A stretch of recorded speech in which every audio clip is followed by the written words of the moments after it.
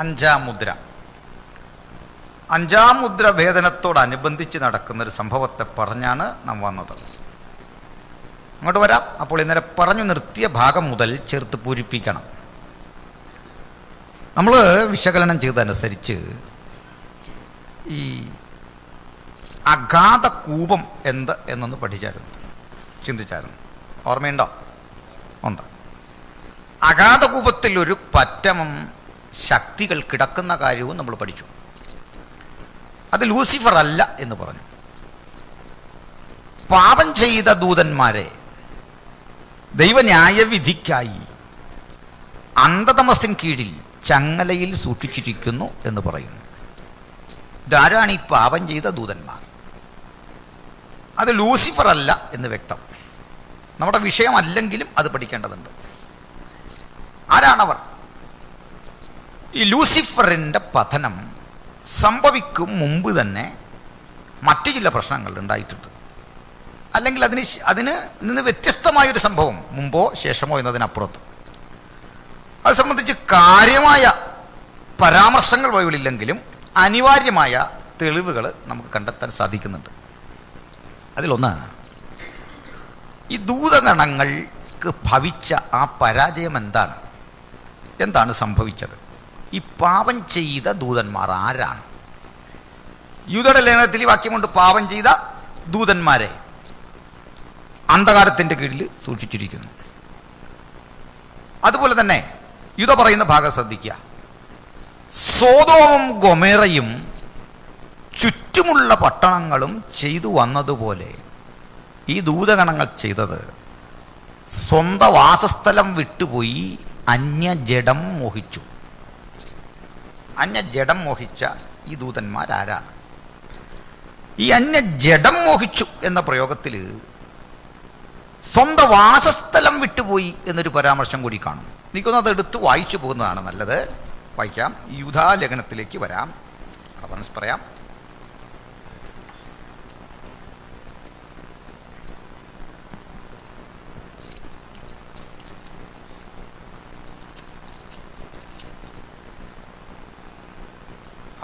വായിച്ചോളൂ.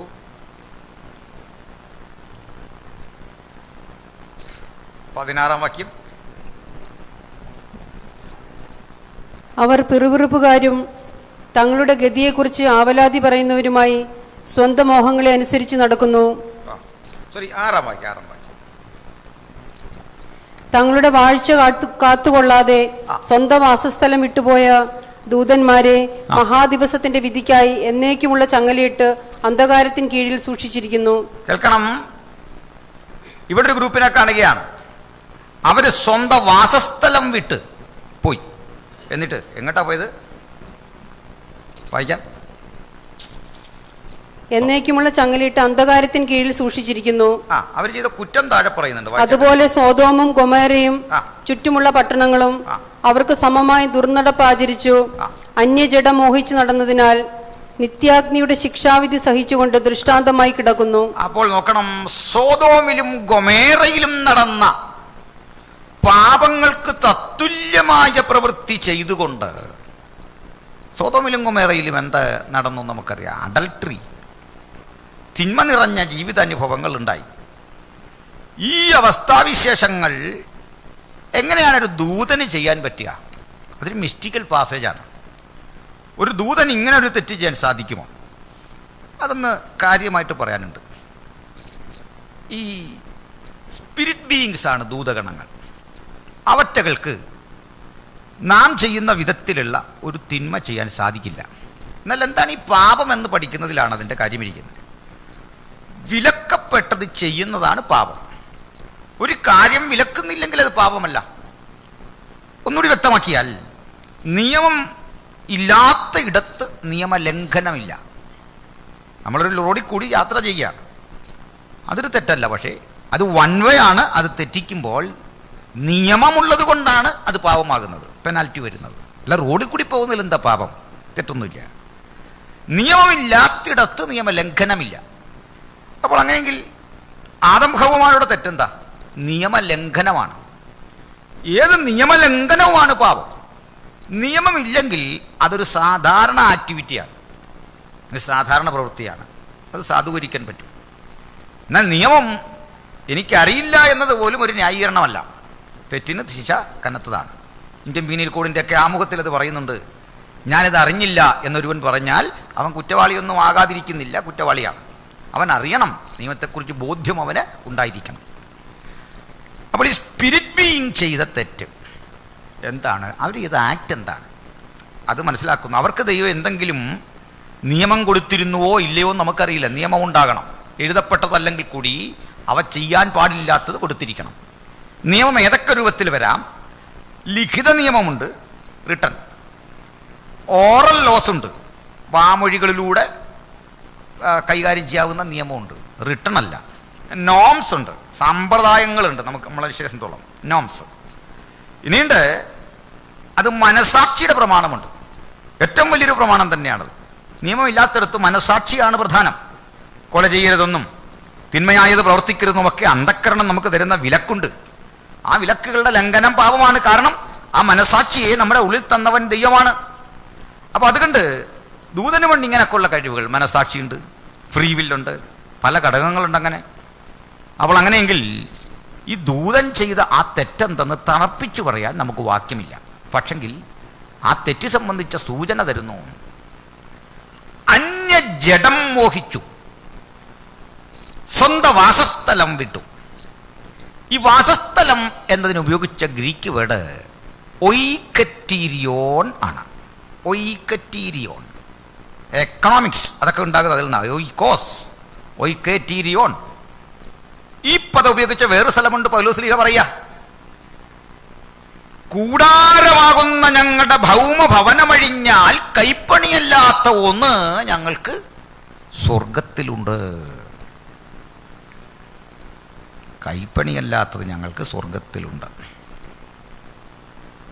അപ്പോൾ അവിടെ കിടക്കുന്നത് കൂടാരമായ ഭൗമഭവനം ഏതാണ്? പൗലോസ് ഉദ്ദേശിച്ച കൂടാരമായ ഭൗമഭവനം ഈ ശരീരമാണ്. അതേപോലെ ഉപയോഗിക്കുക, സ്വന്തം വാസസ്ഥലമാകുന്ന ഒയ്ക്കറ്റീരിയോൺ വിട്ടിട്ട് ദൂതഗണങ്ങൾ മറ്റൊരു ബോഡി ഇഷ്ടപ്പെട്ടു, മറ്റൊരു ബോഡി എടുക്കാൻ ഇഷ്ടപ്പെട്ടു. ആ ബോഡി കൊണ്ട് സോദോമും ഗൊമേറയും ചുറ്റുമുള്ള പട്ടണങ്ങളിലും ചെയ്തു വന്ന പ്രവൃത്തി അവർ ചെയ്തു. അതെവിടെ ചെയ്തു എന്നൊന്നും വാക്യമില്ല, ചില സൂചനകളെ ഉള്ളൂ. അപ്പോൾ ദൈവം അവയെ പിടിച്ചു പൂട്ടി. ദൈവം അവയെ അന്ധകാരത്തിന് കീഴിൽ എന്നേക്കുമുള്ള ചങ്ങലയിൽ സൂക്ഷിച്ചു, പിളർപ്പിനുള്ളിൽ, ഓട്ടംലെസ് പിറ്റിൽ. വേണമെങ്കിൽ ആ ദൂതൻ്റെ അത്തരം പ്രശ്നങ്ങൾ ഒരു ഘട്ടത്തിൽ ചർച്ചയാകാം. പക്ഷെ അത് ഒത്തിരി വിശദീകരിക്കേണ്ടതുള്ളത് കൊണ്ട് അവിടെ സംഭവിച്ചത് എന്തെന്നേ ഞാൻ പറയുന്നുള്ളൂ. മറിച്ച് വസ്തുതയിലേക്ക് കിടക്കാൻ നമുക്ക് അവസരമില്ല. ഒറ്റവാക്കിൽ പറയാം, ലൂസിഫർ എന്ന ആ ശക്തി, ദുരാത്മശക്തികൾ ഈ വിധത്തിൽ പതനം സംഭവിക്കുന്നതിൽ നിന്ന് വിഭിന്നമായ ഒരു ഗ്രൂപ്പിനെ ഇങ്ങനെ കൂട്ടിയിട്ടിട്ടുണ്ട്. ഡിമണോളജി അഥവാ സാത്താന്യ വിജ്ഞാനീയം, ഫോളൻ ഏഞ്ചലിനെ കുറിച്ചുള്ള പഠനത്തിൽ പല ഗ്രൂപ്പുകളുണ്ടെന്ന് ആദ്യം പഠിക്കണം. ഒന്നാണ് ലൂസിഫറും ഫോളോവേഴ്സും. മറ്റൊരു ഗ്രൂപ്പാണ് ഈ പൂട്ടിയിട്ടത്. ഇനിയൊരു ഗ്രൂപ്പാണ് യൂഫ്രട്ടീസ് തടത്തിൽ പൂട്ടിയിട്ടിരിക്കുന്ന 4 ദൂതന്മാർ. ഇവരെ ഇതിനു മുമ്പ് നമ്മൾ കാണുന്നില്ല. അപ്പോൾ വേറെങ്ങും ഇല്ലെന്നോർത്തത് തെളിവൊന്നും അല്ലാതിരിക്കുന്നില്ല. അപ്പോൾ അവരെ അങ്ങനെ പൂട്ടിയിട്ടെന്ന് തെളിവുണ്ടോ എന്ന് ചോദിച്ചാൽ തെളിവാണ് ആ വാക്യം. അത് തന്നെയാണ് തെളിവ്. അതിപ്പോൾ എന്താ തെളിവ് വേണ്ടേ? ആ വാക്യമുണ്ടല്ലോ, ധാരാളം മതി. അപ്പോൾ ഈ ഡിമണോളജി അഥവാ സാത്താനെക്കുറിച്ചുള്ള മനുഷ്യൻ്റെ അന്വേഷണങ്ങൾക്കും പഠനങ്ങൾക്കും ദൈവം പരിധി വെച്ചിട്ടുണ്ട്. കാരണം അവ സ്പിരിറ്റ് ബീയിങ് ആണ്. ആ പരിധിക്കുള്ളിലേ നമുക്ക് ചർച്ചയാകാവൂ. അപ്പം അതുകൊണ്ട് ആ പഠനത്തിൻ്റെ പരിമിതി വചനത്തിൽ ഒത്തിരി തെളിവ് തരാതെ സൂചനകളിലൂടെയാണ് പോകുന്നത്. അതുകൊണ്ട് സജഷൻസ് പറയേ അവിടെ നിർവാഹമുള്ളൂ. കാരണം ദൈവം മറച്ചു വെച്ച ഒരു ഭാഗമാണ്, മറഞ്ഞിരിക്കുന്നത് യഹോവയ്ക്കുള്ളത്. അപ്പോൾ ദൈവം മറച്ചു വച്ചിരിക്കുന്നു പിശാചിൻ്റെ അധിനിവേശ രംഗങ്ങളെക്കുറിച്ച്, മേഖലയെക്കുറിച്ച്. അതുകൊണ്ട് ഞാനതുകൊണ്ട് എപ്പോഴും സുഹൃത്തുക്കളോട് പറയാറുണ്ട്, മനുഷ്യൻ കൂടുതൽ ഇഷ്ടപ്പെടേണ്ടത് ദൈവത്തെക്കുറിച്ചും ദൈവജനത്തെക്കുറിച്ചും പഠിക്കാനാണ്, സാധാരണയെക്കുറിച്ചല്ല. പക്ഷെ ഒരു വിജ്ഞാന ശാഖയാണ് ബൈബിളിനെ സംബന്ധിച്ചോളം ഡിമണി സ്പിരിറ്റ് എന്ന് പറയുന്നത്. നിരീശ്വരന്മാരായ സുഹൃത്തുക്കളൊക്കെ കാണും, ഒരു പക്ഷേ ലൈവിലൊക്കെ ഇരുന്ന് കേൾക്കുന്നുണ്ടാവും. എനിക്ക് വളരെ അടുത്ത നല്ല നിരീശ്വരന്മാരായ സഹോദരന്മാർ, കൂട്ടുകാരുണ്ട്, നല്ല കൂട്ടുകാർ. അപ്പോൾ അവരോട് കൂട്ടാകാമോ? തീർച്ചയായിട്ടും നമുക്ക് ആരോടും ഫ്രണ്ടാകാം. ഫ്രണ്ട്ഷിപ്പ് ആരുമായിട്ടാകാം, ഫെലോഷിപ്പ് എല്ലാവരോടും പറ്റില്ല. വ്യത്യാസം മനസ്സിലായല്ലോ? ഫ്രണ്ട്ഷിപ്പ് വ്യത്യാസമുണ്ട്, ഫെലോഷിപ്പ് വ്യത്യാസമുണ്ട്. ഓക്കെ, ഫ്രണ്ട്ഷിപ്പ് നിരീശ്വരനോ ആരുമായി ഫ്രണ്ട്ഷിപ്പ് ആകാം, ഫ്രണ്ടിന് വേണ്ടി ജീവനം കൊടുക്കാം, ഒരു പ്രശ്നമില്ല. ബട്ട് ഫെലോഷിപ്പ് അത് രക്ഷാനുഭവമുള്ള ദൈവമക്കളോടെ ഫെലോഷിപ്പ് ആകാവൂ. ശരിയല്ലേ? അപ്പം അങ്ങനെ വചനത്തിലേക്ക് തന്നെ വരാം. അങ്ങനെ കേൾക്കുന്നുണ്ടെങ്കിൽ പറയാം. ചിലർ പറയാറുണ്ട് പിശാചില്ല, അങ്ങനെയൊക്കെ ധാരണയുള്ളവരുണ്ട്. ഞാനൊരിക്കൽ എൻ്റെ ഒരു സ്നേഹിതനോട് ചോദിച്ചു, പിശാച് ഉണ്ടെന്ന് ഞാൻ നിന്നെ തെളിയിക്കാൻ പോകും, ഇവിടെ ഇരിക്കാൻ പറഞ്ഞു. ആ പുള്ളി പറഞ്ഞാൽ കേട്ടിട്ടുള്ളെന്നു. അങ്ങനെ കുറച്ചു നേരം ഇരുന്നിരുന്ന് ഒരു 11-12 ആയപ്പോൾ ആശാന് പോകണം. ഞാൻ പറഞ്ഞു, നീ പൊക്കോ. ഈ പോകുന്ന വഴിക്ക് ബൈക്ക് ഓടിച്ചു പോകുന്ന നീ ഒരു 3 വട്ടം റബ്ബർ തോട്ടത്തിലൂടെയൊക്കെ പോകണമല്ലോ, അപ്പോൾ ഒരു 3 വട്ടം തിരിഞ്ഞു നോക്കും. നീ എന്തിനാ തിരിഞ്ഞു നോക്കിയത്? ആ ഭയത്തിൻ്റെ പേരാണ് സാത്താൻ. മനസ്സിലായി പറഞ്ഞേ? അവൻ നിൻ്റെ കൂടെ നിഴല് പോലുണ്ട്, അതാ നീ പേടിക്കുന്നേ. ഭയം ഒരു യാഥാർത്ഥ്യമാണ് മനുഷ്യന്. സെറ്റനിക് പവർ ഒരു യാഥാർത്ഥ്യമാണ്. സാത്താനെക്കുറിച്ച് നമുക്ക് പഠിക്കാം. അതുകൊണ്ട് എനിക്ക് തോന്നുന്നു ഈ വാക്യം വഴി നമുക്ക് അങ്ങോട്ട് തന്നെ ചാടാം. അതാണ് ഇപ്പോൾ പറ്റിയ ഒരു വഴി. എന്താ പറയുന്നു? സാത്താനെക്കുറിച്ചാണെന്ന് പറഞ്ഞപ്പോൾ നിങ്ങൾക്ക് സന്തോഷമില്ല, എനിക്കത് മനസ്സിലായി. കുഴപ്പമില്ല, നമുക്ക് ദൈവത്തെക്കുറിച്ച് പഠിക്കുന്നതാണ് സന്തോഷം. പക്ഷേ നമുക്ക് നമ്മുടെ എന്താ പറയുക, അക്കാഡമിക്കൽ ഷെയ്ക്ക് ഇത് പഠിക്കണമല്ലോ. അതുകൊണ്ട് അങ്ങോട്ട് പോകാം. അതിനു മുമ്പ് ഒരു ചോദ്യം. ഈ പിശാച് എന്ന പദം ബൈബിളിൽ എവിടെയാണ് ആദ്യം കാണുക? പിശാച് ഏത് പുസ്തകത്തിലാന്ന് പറഞ്ഞാൽ മതി. ഉൽപ്പത്തിയിൽ നിന്ന് ചില നാവുകൾ ചലിക്കുന്നതായിട്ട് കാണുന്നു. ഉൽപ്പത്തിയിൽ നിന്ന് പിശാച് എന്നൊരു പദം കാണിക്കുന്നവർക്ക് 25,000 കുവൈറ്റ് ദിനാർ തരും. ഈ മത്സരത്തിൽ പങ്കെടുത്ത് പരാജയപ്പെടുന്നവർക്ക് അതിൻ്റെ ദശാംശം എനിക്ക് തരണം.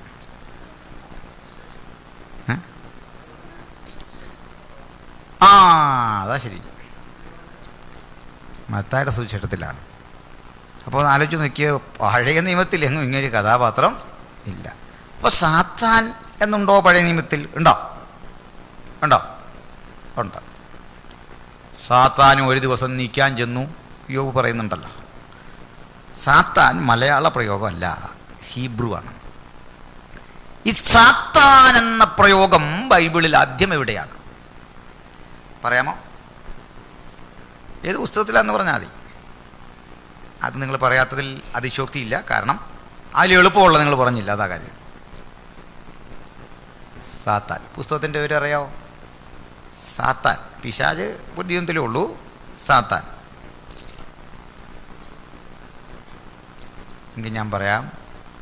സംഖ്യാപുസ്തകം 22-ലാണ് സാത്താൻ എന്ന പദം ആദ്യം കാണുന്നത്.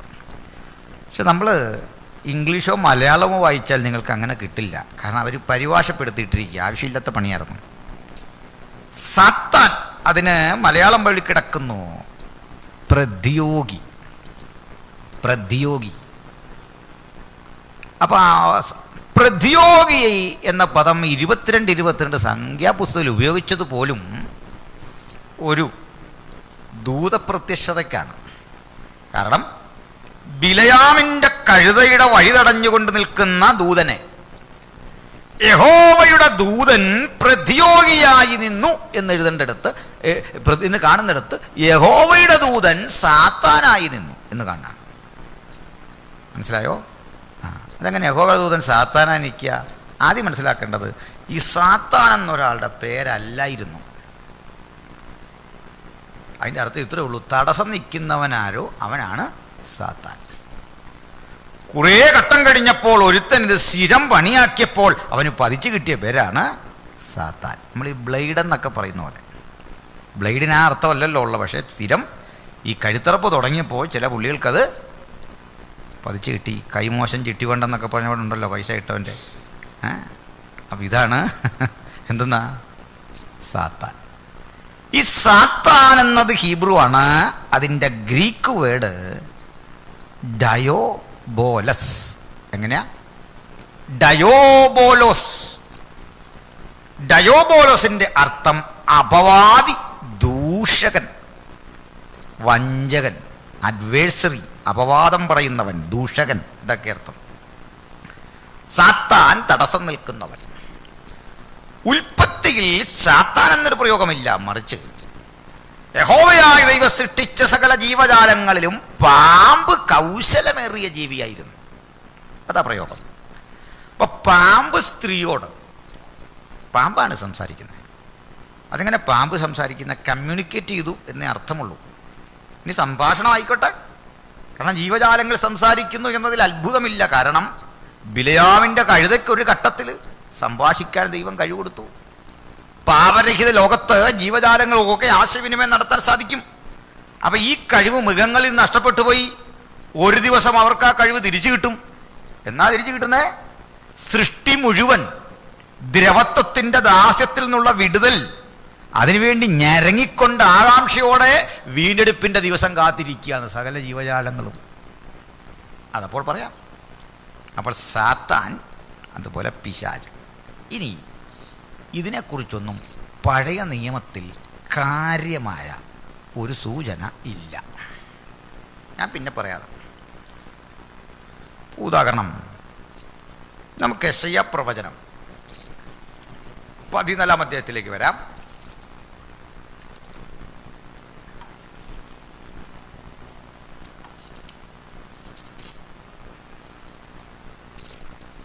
അതിൻ്റെ 12-ാം വാക്യം വായിച്ച്. അരുണോദയപുത്രനായ ശുക്ര. അതല്പം കൂടെ നേരത്തെ വായിച്ചോളൂ. അതിൻ്റെ 8-ാം വാക്യം മുതൽ. സരളവൃക്ഷങ്ങളും ലബാനോനിലെ ദേവദാരുക്കളും നിന്നെക്കുറിച്ച് സന്തോഷിച്ചു. നീ വീണു കിടന്നതു മുതൽ ഒരു വെട്ടുകാരനും ഞങ്ങളുടെ നേരെ കയറി വരുന്നില്ല എന്ന് പറയുന്നു. നിന്റെ വരവെങ്കിൽ നിന്നെ എതിരേൽപ്പാൻ താഴെ പാതാളം നിന്റെ നിമിത്തം ഇളകിയിരിക്കുന്നു. താഴെ പാതാളം നിന്റെ നിമിത്തം റെഡിയായിരിക്കുക. പിന്നെ അത് നിന്നെ ചൊല്ലി സകല ഭൂപാലകന്മാരുമായ പ്രേതന്മാരെ ഉണർത്തുകയും ജാതികളുടെ സകല രാജാക്കന്മാരെയും സിംഹാസനങ്ങളിൽ നിന്ന് എഴുന്നേൽപ്പിക്കുകയും ചെയ്തിരിക്കുന്നു. അപ്പൊ നമുക്കൊന്ന് നോക്കാം. ഇത് ഈ ലൂസിഫർ വെട്ടേറ്റ് വീണ സംഭവം നമ്മൾ ഈ കേട്ട പോലൊക്കെ ആണെങ്കിൽ ഇവിടെ ഈ പറയുന്ന രാജാക്കന്മാരാരാ? അയാളുള്ളപ്പോൾ ഭൂമിയിൽ. വിഷയം മനസ്സിലായോ? ഇല്ല. പഴയ ചിന്താക്കുഴപ്പം പോയിട്ടൊരു പുതിയ ചിന്താക്കുഴപ്പം വന്നു ഇതുപോലെ എന്നൊക്കെ പറയാം. കിടക്കട്ടെ തൽക്കാലം ഒരു സംശയം. താഴ്ത്തു വായിച്ചു. അവരൊക്കെയും നിന്നോട് നീയും ഞങ്ങളെ പോലെ ബലഹീനനായോ? ഇവൻ വെട്ടേറ്റ് വീണപ്പോൾ ചിലർ ചോദിക്കുക, നീയും ഞങ്ങളെപ്പോലെ ബലഹീനനായോ? ആരായി ഞങ്ങള്? ലൂസിഫറിന് മുമ്പേ ആരാണ് ഈ ഞങ്ങളെന്ന്? എനിക്ക് ക്ലാസ് എടുത്തൊരു സാറിനോട് ചോദിച്ചാൽ പുള്ളി ചൂടായി. മിണ്ടരുത് ഞാൻ അഹങ്കാരി, ദൈവാസന്മാർക്ക് തരാം, നീ എന്നാ ചോദിക്കുന്നത് ചോദിച്ചു. അപ്പോൾ നമുക്കിത് പഠിക്കണം. നമ്മൾ ഈ ഗ്രഹിച്ച് വെച്ചതിൽ നിന്ന് ഒത്തിരി പിന്നോട്ടും മുമ്പോട്ടും വായിക്കുമ്പോഴാണ് മനസ്സിലാകുന്നില്ല അപകടമുണ്ടെന്ന്. ബൈബിൾ വായിച്ചിട്ട് മുകളിലും താഴെയും വായിക്കില്ല. ഇവർ ചോദിക്കുക, ഞങ്ങൾക്ക് തുല്യനായി നീയും ബലഹീനനായോ ലൂസിഫർ? ആരാണ് ഞങ്ങൾ? പഠിക്കണ്ടേ? പഠിക്കണ്ട. വായിച്ചേ, സംശയം കൂടുവോ നോക്കട്ടെ. നീയും ഞങ്ങൾക്ക് തുല്യനായി തീർന്നുവോ എന്ന് പറയും. ആരാണ്ട് ഇതിന് മുമ്പേ പോയി വീണു. അമാര് ചോദിക്കുക, നീ ഞങ്ങൾക്ക് തുല്യനായോ? അതെങ്ങനെ പറ്റിയേ? വായിച്ചോ. നിന്റെ ആഡംബരവും വാദ്യഘോഷവും പാതാളത്തിലേക്ക് ഇറങ്ങിപ്പോയി. പിന്നെ നിന്റെ കീഴെ പുഴുക്കളെ വിരിച്ചിരിക്കുന്നു. കണ്ടോ, നരകം പുഴുക്കളെ വിരിച്ചിരിക്കുന്നു. പിന്നെ കൃമികൾ നിനക്ക് പുതപ്പായിരിക്കുന്നു. കൃമികൾ നിനക്ക് പുതപ്പായിരിക്കുന്നു. പിന്നെ അരുണോദയപുത്രനായ ശുക്ര. ലൂസിഫർ എന്ന മൂലഭാഷയിൽ മോർണിംഗ് സ്റ്റാർ എന്ന് പരിഭാഷ. അതൊക്കെ പരിഭാഷയുടെ ആവശ്യം ഉണ്ടായില്ല. ലൂസിഫർ എന്ന് എഴുതിയാൽ മതിയായിരുന്നു. പോട്ടെ. നീ എങ്ങനെ ആകാശത്തു നിന്ന് വീണു? നീ എങ്ങനെ ആകാശത്തു നിന്നു വീണു? പിന്നെ ജാതികളെ താഴ്ത്തിക്കളഞ്ഞവനെ, നീ എങ്ങനെ വെട്ടേറ്റു നിലത്ത് വീണു? ആദ്യം മനസ്സിലാക്കേണ്ട, ഇങ്ങനൊരുത്തനെ വെട്ടിയിട്ടു എന്ന ചിന്ത മനസ്സിൽ നിന്ന് പോട്ടെ. പോകാൻ ഇച്ചിരി പാടാന്ന് എനിക്കറിയാം. വ്യത്യസ്തമായൊരു കാര്യം കേൾക്കുമ്പോൾ ഒരു പ്രയാസം വരും. അതുകൊണ്ട് ഞാൻ ആ പഠിച്ച രീതിയിൽ തന്നെ സാത്താൻ വരണമെന്ന് നിർബന്ധമൊന്നുമില്ലല്ലോ. വിഷമായോ? വിഷമിക്കേണ്ട, നമുക്കിത് പറഞ്ഞ് ബോധ്യപ്പെടുത്താം, അപ്പോഴേ ശരിയാവും. അപ്പം നമുക്ക് അതുകൊണ്ട് ഇന്ന് ആ കുഴപ്പം പിടിച്ച മനുഷ്യനെ വ്യക്തിത്വത്തെക്കുറിച്ചൊന്ന് പഠിച്ചു പോകാം. ഈ വ്യാഖ്യാനിച്ചവരുടെ പ്രശ്നമല്ല. പഴയ നിയമം ചെറിയ ഹിൻറ്റുകളാണ് തരുന്നത് ഇവനെക്കുറിച്ച്. ചെറിയ ഹിൻറ്റുകൾ ആദ്യം മനസ്സിലാക്കുക. ഇവൻ എങ്ങനെയുള്ളവനെന്നറിയാൻ മനസ്സിലാക്കിയിരിക്കേണ്ട കാര്യം, യെസക്കേൽ പ്രവചനം 28 വരിക. അവിടെ കിടക്കുന്നു അവൻ്റെ ആദ്യകാലത്തെക്കുറിച്ച് വ്യക്തമായി രേഖപ്പെടുത്തിയിട്ടുള്ള കാര്യം അതിൻ്റെ ആരംഭം സംബന്ധിച്ചുള്ള സൂചനകൾ കിടക്കുന്നു. യെശയ്ക്കേൽ പ്രവചനം 28-ാം അധ്യായം അതിൻ്റെ 11 മുതൽ ഉള്ള വാക്യങ്ങൾ വായിക്കാം.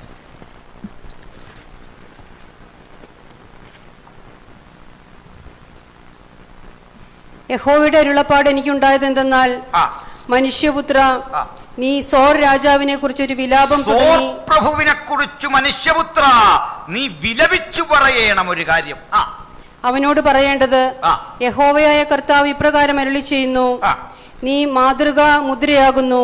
അല്ലയോ സോർ പ്രഭു, നീ മാതൃകാ മുദ്രയാകുന്നു. സോരിനെയും ബാബിലോണിനെയും സാത്താന്യ ശക്തികളുടെ 2 പ്രതിരൂപങ്ങളായി കണ്ടുകൊണ്ട് പ്രവാചകൻ വിശദീകരിക്കുന്നു. യെശയ്യാവ് 14-ലും ഇവിടെ യെശയ്ക്കേൽ 28-11 വിശദീകരിക്കുന്നു. ഓക്കെ, കണ്ടിന്യൂ ചെയ്യാം. നീ ജ്ഞാനസമ്പൂർണനും സൗന്ദര്യ സമ്പൂർണനും തന്നെ. അവന്റെ സവിശേഷത പറയുക, ജ്ഞാനസമ്പൂർണനായിരുന്നു നീ, സൗന്ദര്യ സമ്പൂർണനായിരുന്നു നീ. പിന്നെ നീ ദൈവത്തിന്റെ തോട്ടമായ ഏദനിലായിരുന്നു. അപ്പൊ നിലനിന്നിരുന്ന സ്ഥലം പറയുക, നീ ദൈവത്തിന്റെ തോട്ടമായ ഏദനിലായിരുന്നു. പിന്നെ താമ്രമണി, പീതരത്നം, വജ്രം, പുഷ്പരാഗം, ഗോമേതകം, സൂര്യകാന്തം, നീലക്കല്ല്, മാണിക്യം, മരതകം മുതലായ സകല രത്നങ്ങളും നിന്നെ മൂടിയിരുന്നു. മുതലായ സകല രത്നങ്ങൾ ഈ പറഞ്ഞതിൽ അധികമുണ്ടെന്ന് അതിൻ്റെ അർത്ഥം. 12 കൊണ്ടങ്ങ് ഒതുക്കുക പോരാ. മുതലായ സകല രത്നങ്ങളും കൊണ്ട് നിന്നെ മൂടിയിരുന്നു. പിന്നെ നിന്നെ തീർത്ത നാളിൽ നിന്നിലുള്ള തടങ്ങളുടെയും കൂടുകളുടെയും പണി പൊന്നുകൊണ്ടുള്ളതായിരുന്നു. പരിഭാഷ പോരാ, ഇംഗ്ലീഷ് ബൈബിൾ ഉണ്ടെങ്കിൽ ഒന്ന് വായിച്ചോളൂ. നിന്നെ തീർത്ത നാളിൽ നിന്നിലുള്ള തടങ്ങളുടെയും കൂടുകളുടെയും പണിയല്ല, your pipes and harps made out of silver, sorry gold. അങ്ങനല്ലേ? അങ്ങനെയാണോ? നിന്നെ തീർത്ത നാളിൽ നിന്നിലുള്ള നാദസ്വരങ്ങളുടെയും കുഴലുകളുടെയും പണി പൊന്നുകൊണ്ടുള്ളതായിരുന്നു. അങ്ങനെയാണോ പരിഭാഷ? നോക്കി, ശരിയാണോ? ഇംഗ്ലീഷ് നോക്കിക്കോളൂ. You were in Eden, the garden of God. Every precious stone was your covering. The sardius topaz. താഴത്തെ വായിച്ചാൽ മതി നമുക്ക്. The workmanship of your timbrels and pipes was prepared for you on the day you were created. You were the anointed cherub. മതി അവിടെ കിടക്ക. Pipes and ഹാർപ്സ്, നിന്നിലെ നാദസ്വരങ്ങളുടെയും കുഴലുകളുടെയും പണി കൊണ്ടുള്ളതായിരുന്നു. ചിറകു വിടർത്തി മറയ്ക്കുന്ന കെരൂബേ, ഞാൻ നിന്നെ ദേവപർവ്വതത്തിൽ ഇരുത്തിയിരുന്നു. അങ്ങനല്ലേ? വായിച്ചേട്ടെ. നീ ചിറകു വിടർത്തി മറയ്ക്കുന്ന കെരൂബായിരുന്നു. ഞാൻ നിന്നെ വിശുദ്ധ ദേവപർവ്വതത്തിൽ ഇരുത്തിയിരുന്നു. പിന്നെ നീ അഗ്നിമയ രഥങ്ങളുടെ മധ്യേ സഞ്ചരിച്ചു പോന്നു. പിന്നെ നിന്നെ സൃഷ്ടിച്ച നാൾ മുതൽ നിങ്ങൾ നീതികേട് കണ്ടതുവരെ നീ നടപ്പിൽ നിഷ്കളങ്കനായിരുന്നു. നിന്നെ സൃഷ്ടിച്ച നാൾ മുതൽ നിങ്ങൾ നീതികേട് കണ്ടതുവരെ നീ നടപ്പിൽ നിഷ്കളങ്കനായിരുന്നു. പിന്നെ നിന്റെ വ്യാപാരത്തിന്റെ പെരുപ്പം നിമിത്തം. പക്ഷെ നീ ചെയ്തു വന്ന ആക്ടിവിറ്റി ഉണ്ടല്ലോ, എന്ന് വെച്ചാൽ ഈ ചിറക് വിടർത്തി മറക്കുന്ന കെരൂബുകൾ ചിറക് വിടർത്തുമ്പോഴേക്കും പുറപ്പെടുന്ന മനോഹര സംഗീതത്തിന്റെ നിർഗളിത ധാര, ആ ഹാർപ്പും പൈപ്പുമൊക്കെ നിർഗളിക്കുന്ന പുറത്തുവിടുന്ന സംഗീതത്തിന്റെ ആ പെരുപ്പം നിമിത്തം നിന്റെ അന്തരംഗം സാഹസം കൊണ്ട് നിറഞ്ഞു. അപ്പോൾ നിനക്ക് എന്ത് തോന്നി? നീ പാപം ചെയ്തു, അതുകൊണ്ട് ഞാൻ നിന്നെ അശുദ്ധൻ എന്നെണ്ണി. നീ പാപം ചെയ്തു എന്നുള്ള വളരെ സോഫ്റ്റായിട്ട് വായിച്ചോ, മനുഷ്യന്റെ അടവ് കണ്ടില്ലേ?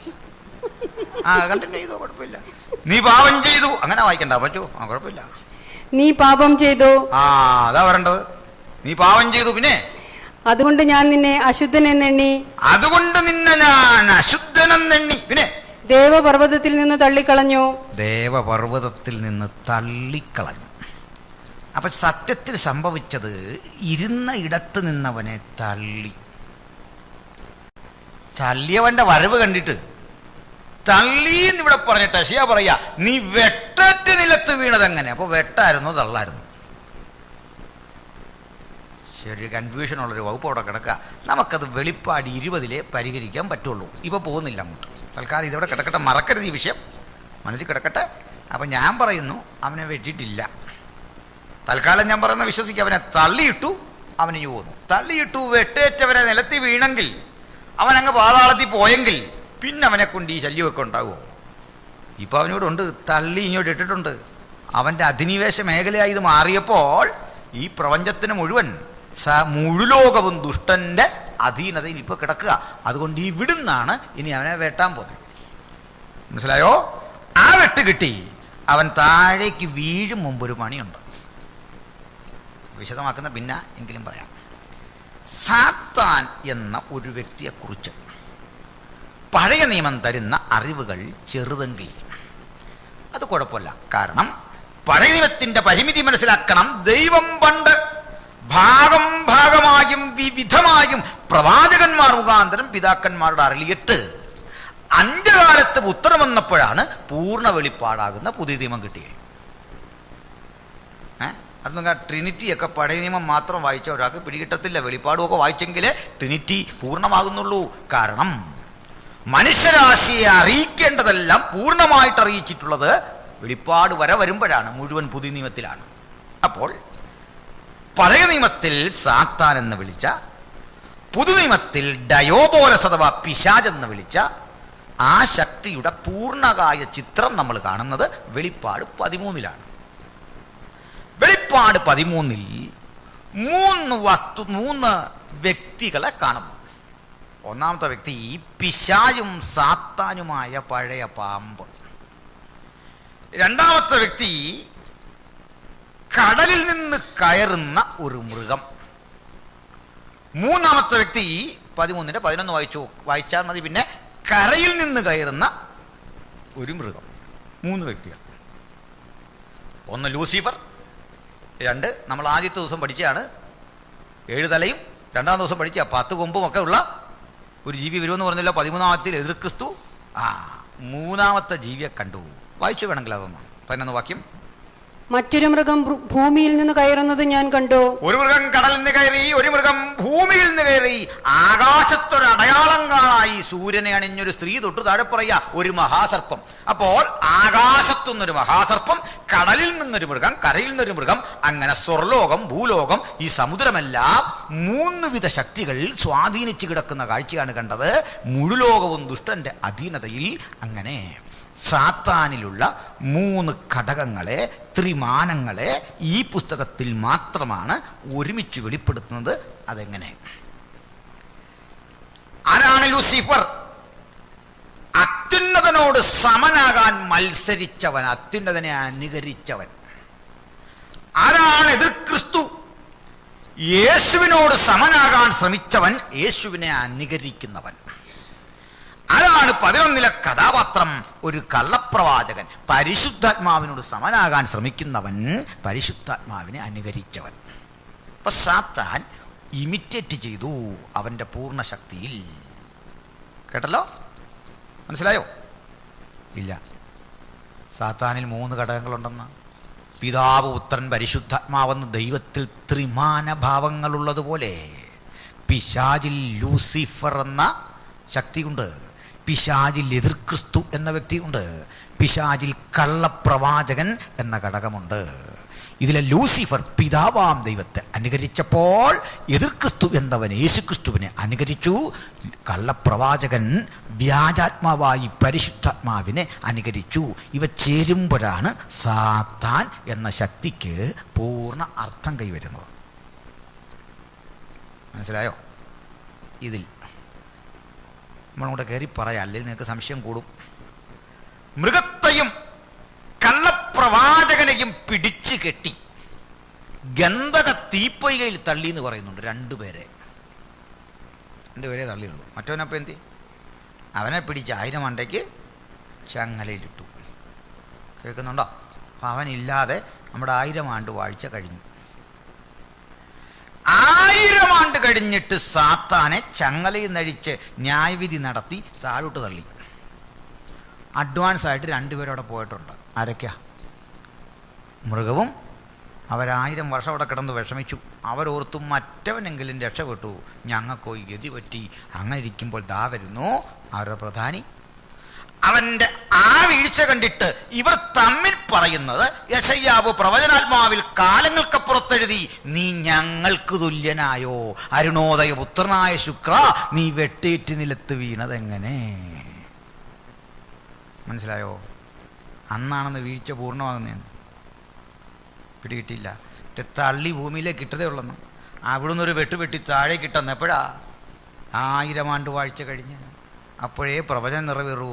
നീ അപ്പോഴാണ് ഞങ്ങൾക്ക് തുല്യനായി എന്ന പദപ്രയോഗത്തിന് അർത്ഥം വരൂ. കൃമികൾ പൂതപ്പായി മാറുന്ന ഇടത്ത് ഞങ്ങൾ നേരത്തെ വന്ന് കിടന്നു, നീ ഇപ്പം ഞങ്ങൾക്ക് തുല്യനായോ എന്ന യെശയ്യാവ് വിലപിക്കുന്ന പ്രവചനം നിറവേറുന്നത് ഇപ്പോഴല്ല. ചുരുക്കത്തിൽ അത് കഴിഞ്ഞ പ്രവചനമല്ല, വരാനിരിക്കുന്ന പ്രവചനമാണ്. പ്രവചനത്തിന് തുടക്കം മനസ്സിലാക്കുക. യെസക്കേൽ പറയുന്നതനുസരിച്ച് ഈ ലൂസിഫർ എന്ന ശക്തിയെ, അല്ലെങ്കിൽ സോർപ്രഭു എന്ന് പറഞ്ഞുകൊണ്ട് യെശയ്യാവ് പ്രവചിക്കുന്ന ആ വ്യക്തിയെ പുറത്ത് ചാടിച്ചതേ ഉള്ളൂ. അവനെ തള്ളി തൻ്റെ വാസസ്ഥലത്ത് നിന്ന് തള്ളിയിട്ടു. അവൻ ഇന്ന് ഇവിടെയൊക്കെ ഉണ്ട്. അവനെ ഒരു ദിവസം പ്രധാന ദൂതനായ മിഖായേൽ തൻ്റെ വാളിന് വെട്ടി താഴെയിടും. ആ വെട്ടിൽ അവൻ ചെന്ന് പതിക്കുന്ന സ്ഥലമാണ് നരകം, ദണ്ഡന തീപ്പൊയ്ക, രണ്ടാമത്തെ മരണം. ആ സ്ഥലത്ത് ഇവർക്ക് മുന്നമേ പോയി കിടപ്പുണ്ട്. 1000 ആണ്ടുകൾക്കപ്പുറത്ത് ബന്ധിക്കപ്പെട്ടവരായി അവിടെ പോയി കിടക്കുന്ന 2 ആളുകളുണ്ട്, മൃഗം എന്ന എതിർ ക്രിസ്തുവും കള്ളപ്രവാചകനും.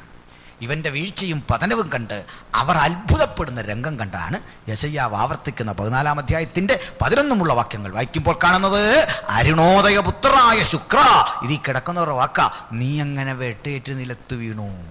ജാതികളെ താഴ്ത്തിക്കളഞ്ഞവനെ. അല്ല പിന്നെ ജാതികളാരാ? നമ്മളെല്ലാം ഇങ്ങനെ താഴ്ത്തിക്കളഞ്ഞവനെ, ഈ പ്രശ്നമെല്ലാം ഭൂതലത്തിൽ ഉണ്ടാക്കിയവനെ, ഇത്ര ആപത്ത് ലോകത്ത് തെറ്റിച്ചവനെ, നീ വരുമെന്ന് ഞങ്ങൾ ഓർത്തില്ല. ഇതാണ് അതിൻ്റെ പൂർണ്ണാർത്ഥം. മനസ്സിലായോ? ഇല്ലെന്ന് തോന്നുന്നു. ഒരു വിഷമം പോലെ. ഞാനീ പറഞ്ഞപ്പോൾ സംശയം ഇല്ലാതിരുന്നില്ലേ? കാരണം അല്ലെങ്കിൽ ഞങ്ങളെ അക്കോമഡേറ്റ് ചെയ്യാൻ പാടാ. രാജാക്കന്മാരാരാന്ന് ചോദിച്ചാൽ അങ്ങനെയുള്ളവർക്ക് ഉത്തരവില്ല. അപ്പോൾ മനസ്സിലാക്കുക, യെസക്കേൽ പറയുന്നതാണ് ഫസ്റ്റ് വൺ. സെക്കൻഡ് വൺ യെശയ്യാവ് വരാനിരിക്കുന്ന കാലം നോക്കി നടത്തുന്ന 1000 ആണ്ട് വാഴ്ചയ്ക്ക് ശേഷം നടത്തുന്ന പ്രവചനമാണ്. ഗ്രഹിച്ചോ? അപ്പോൾ സേറ്റൻ എന്ന പവറിൽ 3 ഘടകങ്ങളുണ്ടെന്ന് മനസ്സിലായോ? ആരൊക്കെയാ? ലൂസിഫർ എന്ന പഴയ പാമ്പ്, കടലിൽ നിന്ന് വരുന്ന മൃഗമെന്ന അധർമ്മമൂർത്തി എന്ന എതിർ ക്രിസ്തു, 3 കള്ളപ്രവാചകൻ, കരയിൽ നിന്ന് വരുന്ന 2 മൃഗം, കുഞ്ഞാടിനുള്ളതുപോലെ 2 കൊമ്പതിനുണ്ട് ആ ശക്തി. ഇവരെ 3 കൂടെ ഏകോപിപ്പിക്കുന്ന 666 എന്നൊരു നമ്പർ. ദൈവം ഈ 3 ശക്തികളെ നമ്മൾ കണ്ടു. ആ ശക്തികൾക്ക് കിട്ടുന്ന ന്യായവിധി കണ്ടു.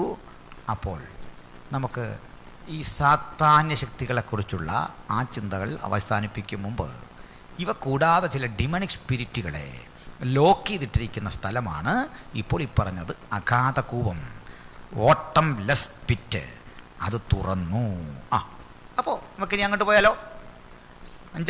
അഞ്ചാം കാഹളത്തിലേക്ക് പോകോ? സാത്താനെ കുറിച്ചൊരു ഗ്രാഹ്യമായോ? എക്സ്പ്ലനേഷൻ വേണോ? ഒന്നുകൂടെ വേണോ?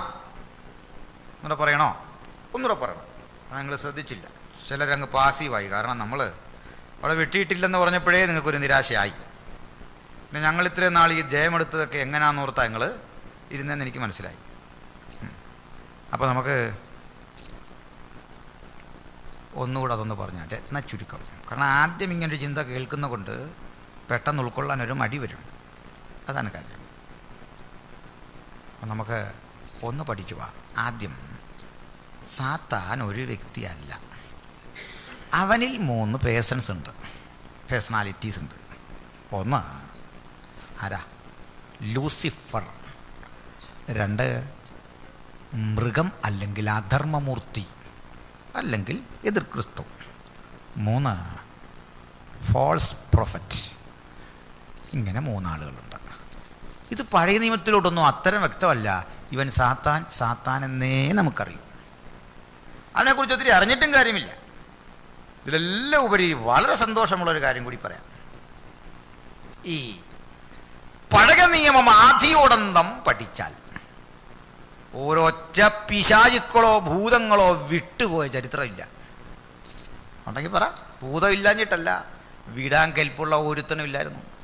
പിന്നെ ആകപ്പാടെ കിട്ടിയത് നമ്മുടെ ദാവീദ് കിന്നരം വായിക്കുമ്പോൾ പുള്ളി ഒന്ന് മാറി നിൽക്കും. ഭക്തന്റെ പാട്ടിനോടുള്ള ഭയം കൊണ്ടൊന്ന് മാറി നിന്നിട്ട് വീണ്ടും കയറി വരും. മനസ്സിലായോ? ശൗലിൻ്റെ ഒരു അവസ്ഥയൊന്ന് ആലോചിച്ച് നോക്കി. അതിൽ നല്ല സ്ഥിരം അങ്ങ് നിൽക്കുന്നതായിരുന്നു. എന്താ കാര്യം? ഒരു വിടുതലെന്ന് ഓർത്തിങ്ങോട്ട് വരുമ്പോഴേക്ക് അവൻ്റെ സ്ഥിതി അങ്ങ് മാറുകയാണ്. ഓൾഡ് ടെസ്റ്റമെന്റ് ആദിയോടന്തം പഠിച്ചാൽ സാത്താന്യ ശക്തികളെ ഒരുത്തനും തോൽപ്പിച്ചിട്ടില്ല. പക്ഷെ പുതുനിയമം തുടങ്ങുന്ന ഇടത്ത് ഭൂതങ്ങളെ പുറത്താക്കിയ ശിഷ്യഗണങ്ങൾ ഇങ്ങോട്ട് ഓടി വന്നിട്ട് പറയാ, ഗുരു, ഭൂതങ്ങൾ ഞങ്ങൾക്ക് കീഴടങ്ങുന്നു. ഇതിൻ്റെ മറുപടി രസകരാ. ഭൂതങ്ങൾ ഞങ്ങൾക്ക് കീഴടങ്ങുന്നു എന്ന് പറഞ്ഞപ്പോൾ യേശുവിൻ്റെ മറുപടി, മക്കളെ, ഇതിനകത്തൊന്നും വലിയ കാര്യമില്ല. നമ്മളിതാ വലിയ സന്തോഷമെങ്കിൽ പറയുക, മക്കളെ, അതൊരു LKG ലെവൽ പ്രോഗ്രാമല്ലേ, അത് പിള്ളേരായാലും അതിനോടൊക്കെ. ഞാൻ ഡിഗ്രി പാസ്സായ ചെറുക്കം വന്നിട്ട് പറയാം, ഞാൻ തറാപറാന്ന് പഠിച്ചിട്ടുണ്ടെന്ന് പറഞ്ഞാൽ ഇത്രയും നാണക്കേടുണ്ടോ മോനെ?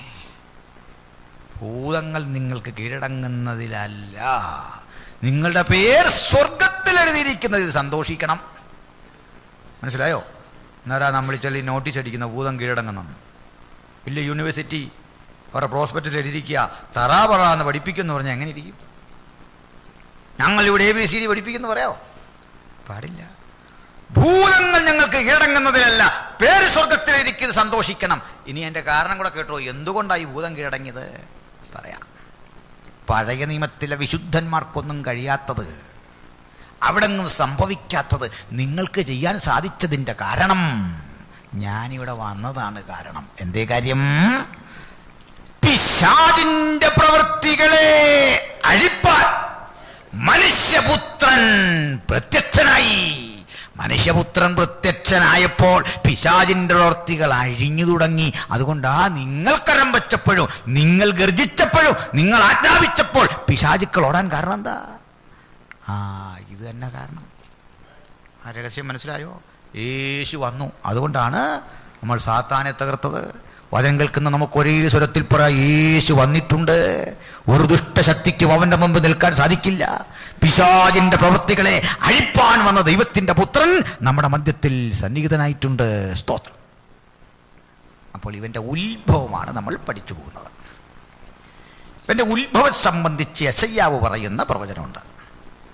ഇവന്റെ ഉത്ഭവം സംബന്ധിച്ച് യെസക്കേൽ പറയുന്ന പ്രവചനവുമുണ്ട്. രണ്ടും കണക്റ്റഡ് ആണെങ്കിലും ആദ്യം അവലംബിക്കേണ്ടത് യെശയ്യാവിനെ അല്ല, ക്രമം വെച്ച്. ആദ്യം അവലംബിക്കേണ്ടത് യെസക്കേലിനെയാണ്. കാരണം യെസക്കേൽ 28 വളരെ വ്യക്തമായി ഇവനെക്കുറിച്ച്, സോർ പ്രഭുവിനെ കുറിച്ച് പറയും പോലെ, ഉപമയോടെ പറയുമ്പോൾ ബാബിലോന്യ പ്രഭുവിനെ കുറിച്ച് പറഞ്ഞുകൊണ്ട് യെശയ്യാവ് അത് പൂരിപ്പിക്കുകയാണ്. ചുരുക്കത്തിൽ ഇതാ നമ്മുടെ യെസക്കേൽ തുടങ്ങി വെക്കുന്നു, യെശയ്യാവ് പൂരിപ്പിക്കുന്നു. അതുകൊണ്ട് യെസക്കേൽ പറയുന്ന ഭാഗം ഒന്നുകൂടി വായിക്കാം, 28:11 മുതൽ.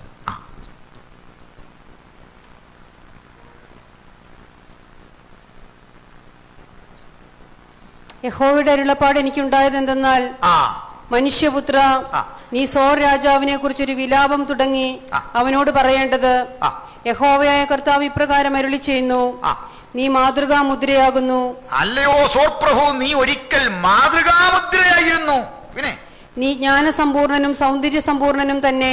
സൗന്ദര്യം നിറഞ്ഞ, ജ്ഞാനം നിറഞ്ഞ ഒരു മാതൃകാ മുദ്രയാകുന്നു. വീണു പോകും മുമ്പ് നീ ദൈവത്തിന്റെ തോട്ടമായ ഏദനിലായിരുന്നു. എന്നെ ആക്കിയിരുന്നത് ദൈവത്തിന്റെ തോട്ടമായ ഏദനിൽ. ആളമുഖമാർ അവിടെ വന്ന് പാർക്കും മുമ്പ്, സൃഷ്ടിക്കൊക്കെ മുമ്പ്, അത്തരം സൃഷ്ടികൾ, ജാലങ്ങളെ ദൈവം നിർമ്മിക്കും മുമ്പ് നീ അവിടെയായിരുന്നു. പിന്നെ താമ്രമണി, പീതരത്നം, വജ്രം, പുഷ്പരാഗം, ഗോമേതകം, സൂര്യകാന്തം, നീലക്കല്ല്, മാണിക്യം, മരതകം മുതലായ സകല രത്നങ്ങളും നിന്നെ മൂടിയിരുന്നു. ഇവയെല്ലാം കൊണ്ടുള്ള ഒരു നിർമ്മിതിയായിരുന്നു നിന്റേത്. പിന്നെ നിന്നെ തീർത്ത നാളിൽ നിന്നിലുള്ള തടങ്ങളുടെയും കൂടുകളുടെയും പണി പൊന്നുകൊണ്ടുള്ളതായിരുന്നു. അപ്പൊ ദൈവം നിന്നെ സൃഷ്ടിച്ച നാളിൽ നിന്നിലുണ്ടായിരുന്ന പൈപ്പ്, കുഴലുകൾ, നാദസ്വരങ്ങളുടെ പണി പൊന്നുകൊണ്ടുള്ളതായിരുന്നു. പിന്നെ നീ ചിറകു വിടർത്തു മറയ്ക്കുന്ന കെരൂബാകുന്നു. നീ ചിറകു വിടർത്തി ദൈവസിംഹാസനത്തിന്റെ മുമ്പിൽ ഇങ്ങനെ നിൽക്കുമ്പോൾ നിന്റെ സാഹസത്തിന്റെ പെരുപ്പം, നീ ചെയ്ത പ്രവൃത്തിയുടെ പെരുപ്പം നിമിത്തം അന്തരംഗം ഗർവിച്ചു, സാഹസം കൊണ്ട് നിറഞ്ഞു. പിന്നെ വായിക്കാം. നീ ചിറക് വിടർത്ത് മറയ്ക്കുന്ന കെരൂബാകുന്നു. ഞാൻ നിന്നെ വിശുദ്ധ ദേവപർവ്വതത്തിൽ ഇരുത്തിയിരുന്നു. നീ അഗ്നിമയ രഥങ്ങളുടെ മധ്യേ സഞ്ചരിച്ചു പോന്നു. നിന്നെ സൃഷ്ടിച്ച നാൾ മുതൽ നിങ്ങൾ നീതികേട് കണ്ടതുവരെ നീ നടപ്പിൽ നിഷ്കളങ്കനായിരുന്നു. നിന്റെ വ്യാപാരത്തിന്റെ പെരുപ്പം നിമിത്തം നിന്റെ അന്തർഭാഗം സാഹസം കൊണ്ട് നിറഞ്ഞു. നീ പാപം ചെയ്തു. അതുകൊണ്ട് ഞാൻ നിന്നെ അശുദ്ധൻ എന്നെണ്ണി ദേവപർവ്വതത്തിൽ നിന്ന് തള്ളിക്കളഞ്ഞു. ദേവപർവ്വതത്തിൽ നിന്ന് പിശാചേ നിന്നെ തള്ളിക്കളഞ്ഞു. അഗ്നിമയ രഥങ്ങളുടെ മധ്യ നിന്ന് നിന്നെ മുടിച്ചു കളഞ്ഞു. എക്സ്കമ്മ്യൂണിക്കേറ്റ് ചെയ്യപ്പെട്ടു. നീ സ്ഥലം വിട്ട് പുറത്തിയാടി. ഇതാണ് ശരി. അല്ല, ഒറ്റയടിക്ക് വെട്ടിയിട്ടെന്നല്ല. ഈ സ്ഥലത്ത് അവൻ ഇന്ന് ഞാൻ പ്രസംഗിക്കുന്ന ഘട്ടം വരെ ഭൂമിയിൽ പ്രവർത്തിക്കുന്നു പിശാചുക്കൾ. അവന് കടന്നു പോകാൻ പറ്റിയ പരമാവധി ഏറിയുണ്ട്. സ്വർഗത്തിൻ്റെ ലെയർ വരെ പരമാവധി ചെന്ന് നിൽക്കാൻ പറ്റിയ ഇടമുണ്ട്. ഒരു ദിവസം ദൈവപുത്രമാൻ നിൽക്കാൻ ചെന്നു. പിശാചു അവൻ്റെ കൂടെ വന്നു, അവയുടെ കൂടെ. സ്വർഗാദി സ്വർഗത്തിൽ ദൈവമിരിക്കുന്ന ഇടത്തല്ല, ദൂതഗണങ്ങൾ വരുന്ന ഇടം വരെ ചെല്ലാൻ കഴിയും വിധം അവയ്ക്ക് നീ ചെല്ലാൻ സാധിക്കും വിധമാണ് വേദപുസ്തകത്തിൻ്റെ ക്രമമനുസരിച്ചുള്ള വിശദീകരണം. ഭൂമിക്കും സ്വർഗലോകത്തിനും ഇടക്കവൻ്റെ അധിനിവേശ മേഖലയാണ്. മുഴു ലോകവും ദുഷ്ടന്റെ അധീനതയിൽ കിടക്കുന്നു. അവൻ്റെ പ്രവൃത്തിക്ക് അന്തം വരുന്നൊരു ഘട്ടമുണ്ട്. എപ്പോൾ? അതിനു മുമ്പ് കർത്താവായ യേശു അവൻ നിലനിൽക്കുന്ന ഈ ലോകത്ത് 1000 ആണ്ടയ്ക്ക് ലൂസിഫറിനെ ചങ്ങലയിലിടും, ബന്ധനസ്ഥനാക്കും. അതുവരെ അവൻ ഭൂമിയിലാ. ഏദനിൽ ആദം ഹവ്വാർ കൊടുത്ത പോലൊരു മനോഹര ലോകം. ആ ലോകത്ത് ആദം ഹവ്വാർ മാത്രമേ ഉള്ളൂ, പിശാചില്ല. അവനെ തള്ളിക്കളഞ്ഞ് ഭൂമിയിൽ. ഇതുപോലെ പിശാചില്ലാത്തൊരു ഭൂമി, ആ ഭൂമിയിൽ സാത്താൻ ബന്ധനസ്ഥനാക്കി മാറ്റിയിട്ട് ഈ സാത്താൻ്റെ സന്നിധിയിലേക്ക് നമ്മെ മനുഷ്യരാശിയൊക്കെ ഉപദേശിച്ച മൃഗത്തെയും കള്ളപ്രവാചകനെയും പിടിച്ചു കെട്ടി ലേക്ക് ഓഫ് ഫയർ, ഗന്ധക തീപ്പൊയ്യിൽ തള്ളും. അവ അവിടെ കിടക്കുക. എന്നിട്ടാണ് മില്ലേനിയം അഥവാ സഹസ്രാബ്ദ യുഗം. ഈ സഹസ്രാബ്ദ യുഗം കഴിയുന്ന അവസാന ഘട്ടത്തിൽ 20-ാം അധ്യായത്തിൽ നമ്മൾ വെളിപ്പാടിൽ വായിക്കുന്നുണ്ട്. സ്വർഗത്തിലൊരു യുദ്ധമുണ്ടായി. മീഖായേൽ ഇറങ്ങി പടവെട്ടി. ആ പടക്കനന്തരം ഈ മഹാസർപ്പത്തെ വെട്ടി, ലൂസിഫറിനെ വെട്ടി. ആ വെട്ട് കിട്ടിയ ലൂസിഫർ ഇതാ കള്ളപ്രവാചകനും മൃഗവും അഡ്വാൻസായി പോയി കിടക്കുന്ന ഇടത്തേക്ക് ചെന്നു പതിച്ചു. അപ്പോൾ യെശയ്യാവ് എഴുതിയ പ്രവചനം പൂർത്തീകരിച്ചു. അരുണോദയപുത്രനായ ശുക്ര, നീ വെട്ടേറ്റ് നിലത്ത് വീണതെങ്ങനെ? വെട്ടുവന്ന വഴി കണ്ടോ? വ്യക്തമായോ? നീ വെട്ടേറ്റ് നിലത്ത് വീണതെങ്ങനെ? ജാതികളെ താഴ്ത്തിക്കളഞ്ഞവനെ, ഭൂരാജക്കന്മാർ നിന്നെ കണ്ട് വിറച്ചില്ലേ?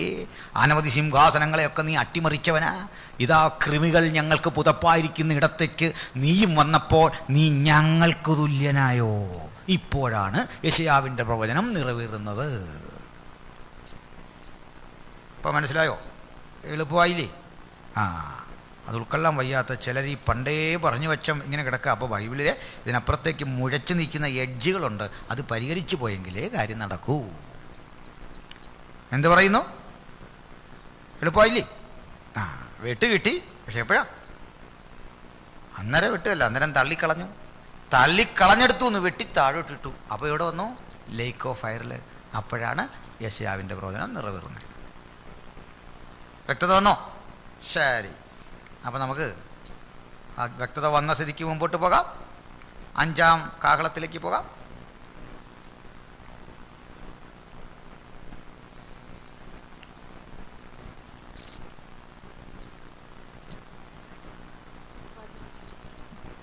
അഞ്ചാമത്തെ ദൂതൻ ഊതി.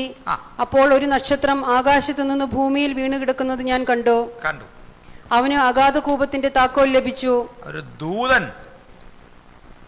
അഗാധകൂപത്തിന്റെ താക്കോൽ ലഭിച്ചു തുറക്കാൻ. ഇതിന്റെ അവൻ അഗാധകൂപം തുറന്നു. ഉടനെ പെരിഞ്ചൂളയിലെ പുക പോലെ കൂപത്തിൽ നിന്ന് പുക പൊങ്ങി. അപ്പോൾ ഇരുട്ടുകൊണ്ട് അടച്ചു വെച്ചിരിക്കുക. അപ്പൊ ഈ ഇരുട്ട് എന്നിവിടെ പറയുന്നത് ശരിക്ക് പഠിച്ചാൽ ഒരു കാര്യം പിടികിട്ടും. ഇത്തരമൊരു ഇരുട്ട് പണ്ട് ഈജിപ്തിലുണ്ടായി.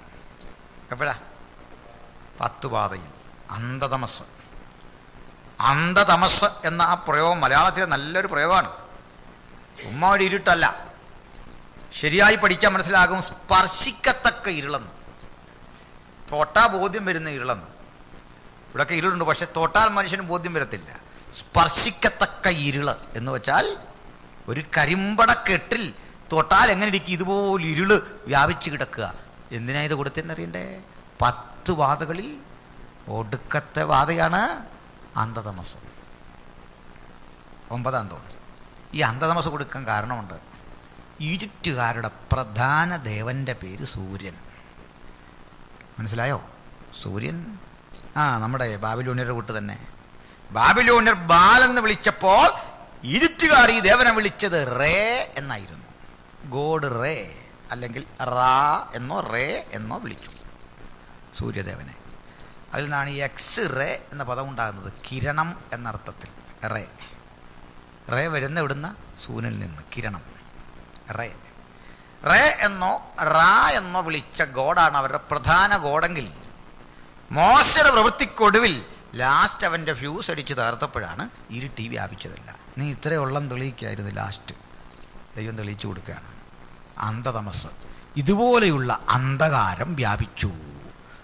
അഗാധകൂപം തുറന്നപ്പോൾ അന്ധകാരം വ്യാപിച്ചു. പിന്നെ കൂപത്തിന്റെ പുകയാൽ സൂര്യനും ആകാശവും ഇരുണ്ടുപോയി.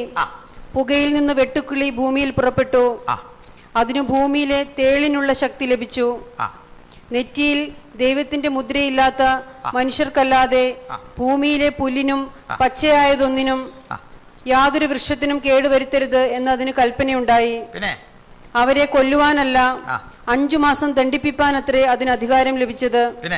അവരുടെ വേദന തേൾ മനുഷ്യനെ കുത്തുമ്പോൾ ഉള്ള വേദന പോലെ തന്നെ. ആ കാലത്ത് മനുഷ്യർ മരണം അന്വേഷിക്കും, കാണുകയില്ലതാനും. മരിപ്പാൻ കൊതിക്കും, മരണം അവരെ വിട്ട് ഓടിപ്പോകും. വെട്ടുക്കിളിയുടെ രൂപം യുദ്ധത്തിന് ചമയിച്ച കുതിരയ്ക്ക് സമം. വെട്ടുക്കിളിയുടെ പാതാള വെട്ടുക്കിളി പട പുറപ്പെട്ടു വിടുന്നു. ഒരു പറ്റം ദുരാത്മാക്കളാകണം, പണ്ട് പൂട്ടിയിട്ടവയായിരിക്കണം. അവയെ തുറന്നു വിട്ടപ്പോൾ വെട്ടുക്കിളികളുടെ രൂപം പടക്കണീച്ച കുതിരകൾക്ക് സമം. അതൊക്കെ എന്തോ സംഭവമാണ്, വായിച്ചേ. പിന്നെ തലയിൽ പൊൻകിരീടമുള്ളതുപോലെയും മുഖം മാനുഷ മുഖം പോലെയുമായിരുന്നു. പിന്നെ സ്ത്രീകളുടെ മുടി പോലെ അതിന് മുടിയുണ്ട്. പല്ലു സിംഹത്തിന്റെ പല്ലുപോലെയായിരുന്നു. ഇരുമ്പ് കവചം പോലെ കവചമുണ്ട്. ചിറകിന്റെ ഒച്ച പടയ്ക്കോടുന്ന അനേകം കുതിരത്തേരുകളുടെ ഒച്ച പോലെയായിരുന്നു. പിന്നെ തേളിനുള്ളതുപോലെ വാലും വിഷമുള്ളുമുണ്ട്. മനുഷ്യരെ 5 മാസം ഉപദ്രവിപ്പാൻ അതിനുള്ള ശക്തി വാലിലായിരുന്നു. പിന്നെ അഗാധദൂതൻ അതിന് രാജാവായിരുന്നു. അവൻ എബ്രായ ഭാഷയിൽ അബദ്ദോൻ എന്നും. ഇവിടെ ഒരു പേര് പറയാ, അഗാധദൂതൻ. അവിടെ ഒരു ദൂതൻ കൂട്ടിയിട്ട് ഒരാടി ക്യാപ്റ്റൻ ഉണ്ട് അവിടെ. അവന് രാജാവായിരുന്നു. സാധാരണ വെട്ടുക്കിളിക്ക് ഒരു പ്രശ്നമുണ്ട്, വെട്ടുക്കിളിക്ക് രാജാവില്ല. അവ അണിയണിയായി പറക്കുന്നു എന്ന് സദൃശവാക്യത്തിൽ പറയാം. ഇവിടുത്തെ വെട്ടുക്കിളിക്ക് രാജാവുണ്ട്. അവൻ അബദ്ദോൻ, ആബട്ട്, ഇതിൽ നിന്നാണ് അബദ്ദോൻ എന്ന പദമുണ്ടാകുന്നത്. ആബട്ട്, ടു പെരീഷ്, നശിപ്പിക്കുന്നവൻ, വിനാശകാരിയായ ഒരു ദൂതന്റെ പ്രത്യക്ഷതയാണ്, പിശാചിന്റെ പ്രത്യക്ഷതയാണ്. അവൻ എബ്രായ ഭാഷയിൽ അബദ്ദോൻ എന്നും യവന ഭാഷയിൽ അപ്പൊല്ലുവോൻ എന്നും പേർ. ഗ്രീക്കിൽ അപ്പൊല്ലുവോൻ നാശകൻ, അതുപോലെ ആബട്ട് നശിപ്പിക്കുന്നവൻ, അബദ്ദോൻ, അപ്പൊല്ലുവോൻ, ഇങ്ങനെ പേരുള്ള അവന്റെ നേതൃത്വത്തിലാണ് ഈ പാതാള വെട്ടിക്കിളിപ്പട പുറപ്പെടുന്നത്. പിന്നെ കഷ്ടം 1 കഴിഞ്ഞു, ഇനി 2 കഷ്ടം പിന്നാലെ വരുന്നു. 6ാമത്തെ ദൂതൻ ഊതി. ഇതാണ് ഒരു പ്രധാന വിഷയം. 6ാമത്തെ ദൂതൻ ഊതി. ഇത് വളരെ പഠിക്കണം. ഇത് നമ്മളുമായിട്ടൊക്കെ ഏറ്റവും അടുത്ത് ഉള്ള സ്ഥലങ്ങളിൽ സംഭവിക്കുന്ന കഥകളാണ്. കേട്ടോളൂ, വായിക്കാം. അപ്പോൾ ദേവസന്നിധിയിലെ സ്വർണപീഠത്തിന്റെ കൊമ്പുകളിൽ നിന്ന് ഒരു ശബ്ദം കാഹളമുള്ള 6ാം ദൂതനോട്, യൂഫ്രട്ടീസ് എന്ന മഹാനദീ തീരത്ത് ബന്ധിച്ചിരിക്കുന്ന 4 ദൂതന്മാരെയും അഴിച്ചുവിടുക എന്ന് പറയുന്നത് ഞാൻ കേട്ടു. ഒരു ശബ്ദം ദൂതനോട്, കാഹളം ഊതുന്നവനോട് തന്നെ പറയാണ്, നീ ഊതിയിട്ട് യൂഫ്രട്ടീസ് നദീതടത്തിൽ ഞാൻ ബന്ധിച്ചിരിക്കുന്ന 4 ദൂതന്മാരെ അഴിച്ചുവിടണം. എങ്ങനെ അവരെ ബന്ധിച്ചേക്കുന്നേ? വായിച്ചേ. ഉടനെ മനുഷ്യരിൽ 1/3 കൊല്ലുവാൻ ഇന്ന ആണ്ട്, മാസം, ദിവസം, നാഴികയ്ക്ക് ഒരുങ്ങിയിരുന്ന 4 ദൂതന്മാരെയും അഴിച്ചുവിട്ടു. കേൾക്ക്. മനുഷ്യരാശി ഏറെ ഭയപ്പെടുന്ന ചിലതരം ആയുധങ്ങളുണ്ട്. അതിലൊന്ന് രാസായുധമാണ്.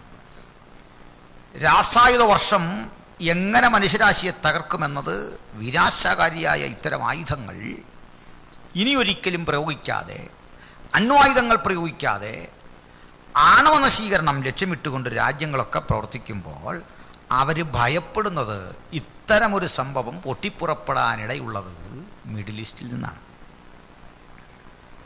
അങ്ങനെയെങ്കിൽ യൂഫ്രട്ടീസ് നദീതടം എക്കാലത്തും ഇത്തരം ചിന്തകളുടെ കേന്ദ്രമാണ്. ഇവിടെ നടന്ന എല്ലാ നിരായുധീകരണ കരാറുകളും ഒപ്പിട്ടത് യൂഫ്രട്ടീസ് തടത്തെ സംബന്ധിച്ചാണ്. ഇവിടെയുള്ള വിശേഷിച്ച് ഇറാഖ് പോലെയുള്ള രാജ്യങ്ങൾ രാസായുധങ്ങളോ അണ്വായുധങ്ങളോ ഏതെങ്കിലും രൂപത്തിലോ ഭാവത്തിലോ വിവേചനമില്ലാതെ ഉപയോഗിക്കരുത് എന്ന ശാഠ്യം കൊണ്ട് ലോകരാഷ്ട്രങ്ങൾ നിർബന്ധിച്ചു വച്ച എല്ലാ കരാറുകൾക്കും ഒരു പ്രശ്നമുണ്ട്. ഇന്ന ആണ്ട് ഇന്ന മാസം ഇന്ന തീയതി വരെ കരാറിന് വാല്യൂ ഉള്ളൂ, പിന്നത് പുതുക്കണം.